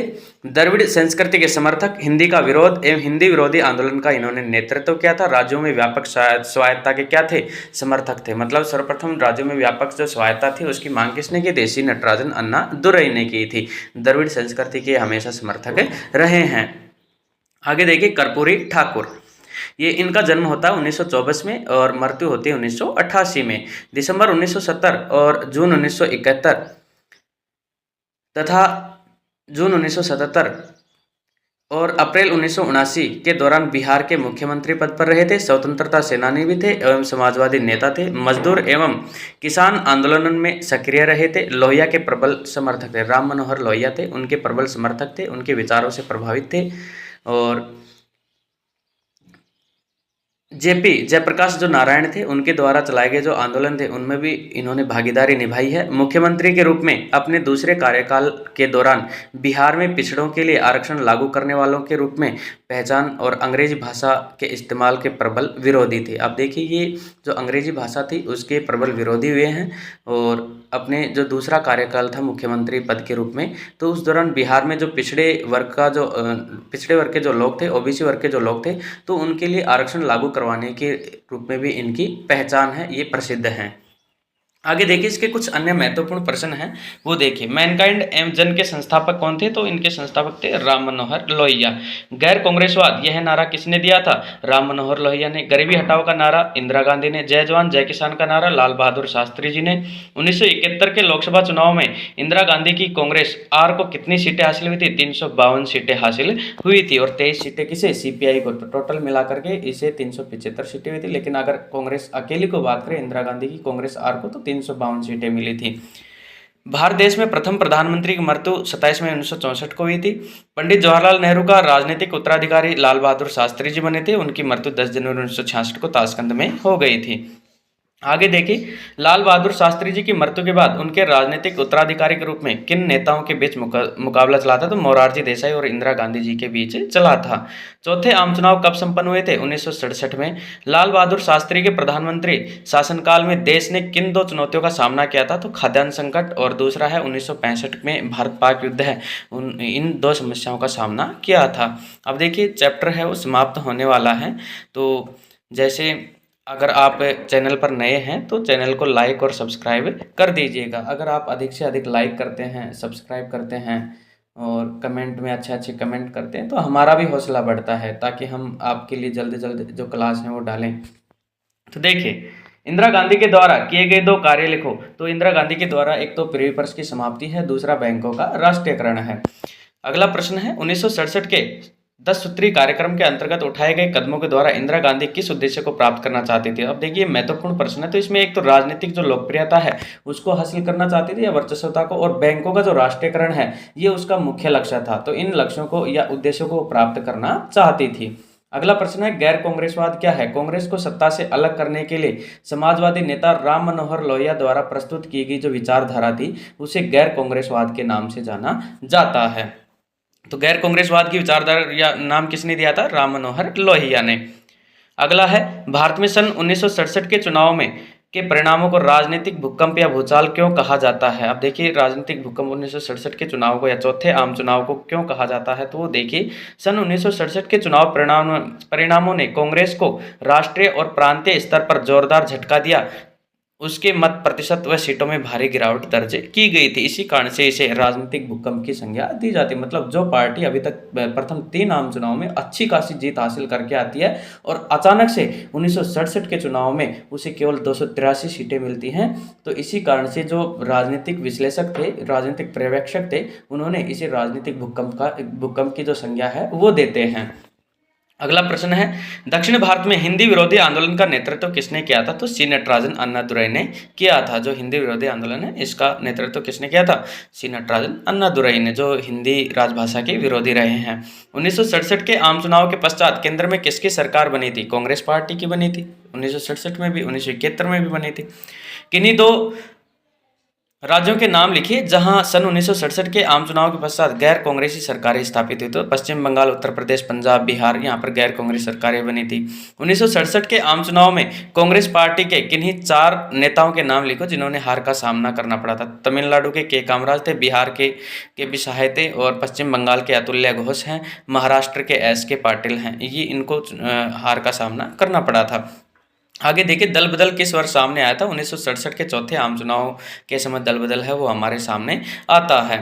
फिर है अगला प्रश्न, सन 1969 के राष्ट्रपति चुनाव में इंदिरा गांधी ने किस उम्मीदवार का समर्थन किया था? तो वीवी गिरी, वराहगिरी वेंकट गिरी का समर्थन किया था, जो स्वतंत्र उम्मीदवार के रूप में खड़े हुए थे। आगे देखिए सिंडिकेट क्या है, या अथवा कांग्रेस पार्टी को एक भाग के रूप में कांग्रेस सिंडिकेट का अर्थ स्पष्ट कीजिए। तो ये प्रश्न कैसे पूछ सकता है? तो कांग्रेस के नेताओं के एक प्रभावशाली समूह को अनौपचारिक तौर पर क्या कहा जाता था? सिंडिकेट के नाम से जाना जाता था। आगे देखिए रिक्त स्थान की पूर्ति उपयुक्त शब्दों द्वारा कीजिए। ये पाठ्यगत प्रश्न है आपके, ठीक है। इंदिरा गांधी को सिंडिकेट से निपटना पड़ा, और जो ये खालिस्तान आ गए जिसमें कांग्रेस के भीतर के ताकतवर तथा प्रभावशाली नेताओं का समूह था। तो एक खालिस्तान में सिंडिकेट और दूसरे में कांग्रेस आ जाएगा। आगे देखिए सन 1969 में कांग्रेस विभाजन का कोई एक मुख्य कारण बताइए। तो राष्ट्रपति पद के चुनाव में कांग्रेस का जो सिंडिकेट थे उसका आधिकारिक उम्मीदवार के रूप में जो स्वतंत्र उम्मीदवार था वीवी गिरी को इंदिरा गांधी का समर्थन देना, मतलब जो नीलम संजीव रेड्डी थे उनको तो समर्थन नहीं दिया गया था इंदिरा गांधी के द्वारा, लेकिन वीवी गिरी को समर्थन दिया गया था और वीवी गिरी जीत जाते हैं और नीलम संजीव रेड्डी हार जाती हैं। तो ये कांग्रेस पार्टी का क्या बनता है, विभाजन का कारण बनता है, मुख्य मुद्दा बनता है। आगे देखिए प्रिवी पर्स क्या है। भूतपूर्व देशी राजा महाराजाओं को दिए जाने वाले विशेष भत्ते आदि को प्रिवी पर्स कहा जाता है। आगे देखिए ग्रेट अलायंस क्या था। कांग्रेस ओ व इंदिरा गांधी विरोधी पार्टियां तथा गैर साम्यवादी दलों का सन 1971 के आम चुनाव में ग्रेट अलायंस की संज्ञा दी गई थी। अब देखिए जो 1971 के आम चुनाव में जो कांग्रेस विरोधी जो पार्टियां थी, कांग्रेस ओ और इंदिरा गांधी के जो विरोधी पार्टियां थी, उन्होंने गैर साम्यवादी दलों के साथ मिलकर के एक गठबंधन बनाया था। इसे ही क्या कहा गया था, 1971 के चुनाव में ग्रेट अलायंस की संज्ञा दी गई थी। आगे देखिए गठबंधन, जब कई पार्टियां मिलकर सरकार बनाती हैं तो उसे क्या कहते हैं, गठबंधन कहते हैं। अगला प्रश्न है, भारत में 1972 में होने वाले 5वें आम चुनाव को समय से पूर्व 1971 में करवाए जाने का मुख्य कारण क्या था। मतलब जो 5वां आम चुनाव था 1972 में होना था, लेकिन 1971 में करवा दिया गया था। इसका मुख्य कारण क्या था, तो ये देखिए 5वीं लोकसभा के चुनाव 1972 में होने थे, लेकिन इंदिरा गांधी द्वारा लोकसभा भंग करने की सिफारिश के बाद 1971 का जो लोकसभा चुनाव है वो करवाया गया था। मतलब 1972 का जो चुनाव होना था वो 1971 में करवा दिया जाता, क्योंकि 1970 में जो लोकसभा है वो भंग करवा दी गई थी, किसके द्वारा, इंदिरा गांधी जी के द्वारा। इसी कारण से 1971 में चुनाव करवाने पड़ते हैं। कांग्रेस पार्टी को पुनर्स्थापित करने का कार्य किसने किया था, तो इंदिरा गांधी जी ने किया था 1971 के चुनाव में। आगे देखिए 10 सूत्री कार्यक्रम कब व क्यों लागू किया गया था। अब जो 10 सूत्री कार्यक्रम है ये 1967 में कांग्रेस की प्रतिष्ठा को पुनर्स्थापित करने के लिए लागू किया गया था। अगला प्रश्न है, मद्रास प्रांत को वर्तमान में किस नाम से जाना जाता है, तो तमिलनाडु के नाम से जाना जाता है। अब किंग मेकर क्या होता है वो देखिए, किसी नेता को प्रधानमंत्री या मुख्यमंत्री बनाने में महत्वपूर्ण भूमिका निभाने वाले जो नेता हैं उनको किंग मेकर कहा जाता है। मतलब कोई भी व्यक्ति है उनको प्रधानमंत्री या मुख्यमंत्री बनाने में जो महत्वपूर्ण भूमिका निभाता है, जो किसी भी व्यक्ति को प्रधानमंत्री बना सकता है, किसी को भी मुख्यमंत्री बना सकता है, वो किंग मेकर कहलाता है। मतलब राजा, किसी को भी राजा बना सकता है, वो किंग मेकर कहलाता है। आगे देखिए उज्बेकिस्तान की राजधानी क्या है, ताशकंद है। उज्बेकिस्तान की राजधानी क्या है, ताशकंद, जहाँ पर ताशकंद समझौता हुआ था कब, 10 जनवरी 1966 को। और वहाँ पर ही जो भारत के दूसरे प्रधानमंत्री थे लाल बहादुर शास्त्री जी, उनकी मृत्यु होती है। अब देखिए इसमें एक प्रश्न और बनता है, वो प्रश्न बनता है कि इंदिरा गांधी जी को गूंगी गुड़िया कहकर कौन संबोधित करते हैं, या 1966 में इंदिरा गांधी जी के प्रधानमंत्री बनने पर उन्हें संसद में गूंगी गुड़िया कहकर के उनका मजाक किसने उड़ाया था, तो राम मनोहर लोहिया ने उनको ऐसा कहा था। और आयरन लेडी के नाम से कौन जानी जाती है, तो वो भी इंदिरा गांधी ही जानी जाती हैं। यहाँ पर आपका जो चैप्टर है वो समाप्त होता है। तो आशा करता हूँ अच्छे से आपको समझ में आया होगा। और अगर चैनल पर नए हैं तो चैनल को सब्सक्राइब कर दें, लाइक कर दें। जय हिंद, जय भारत।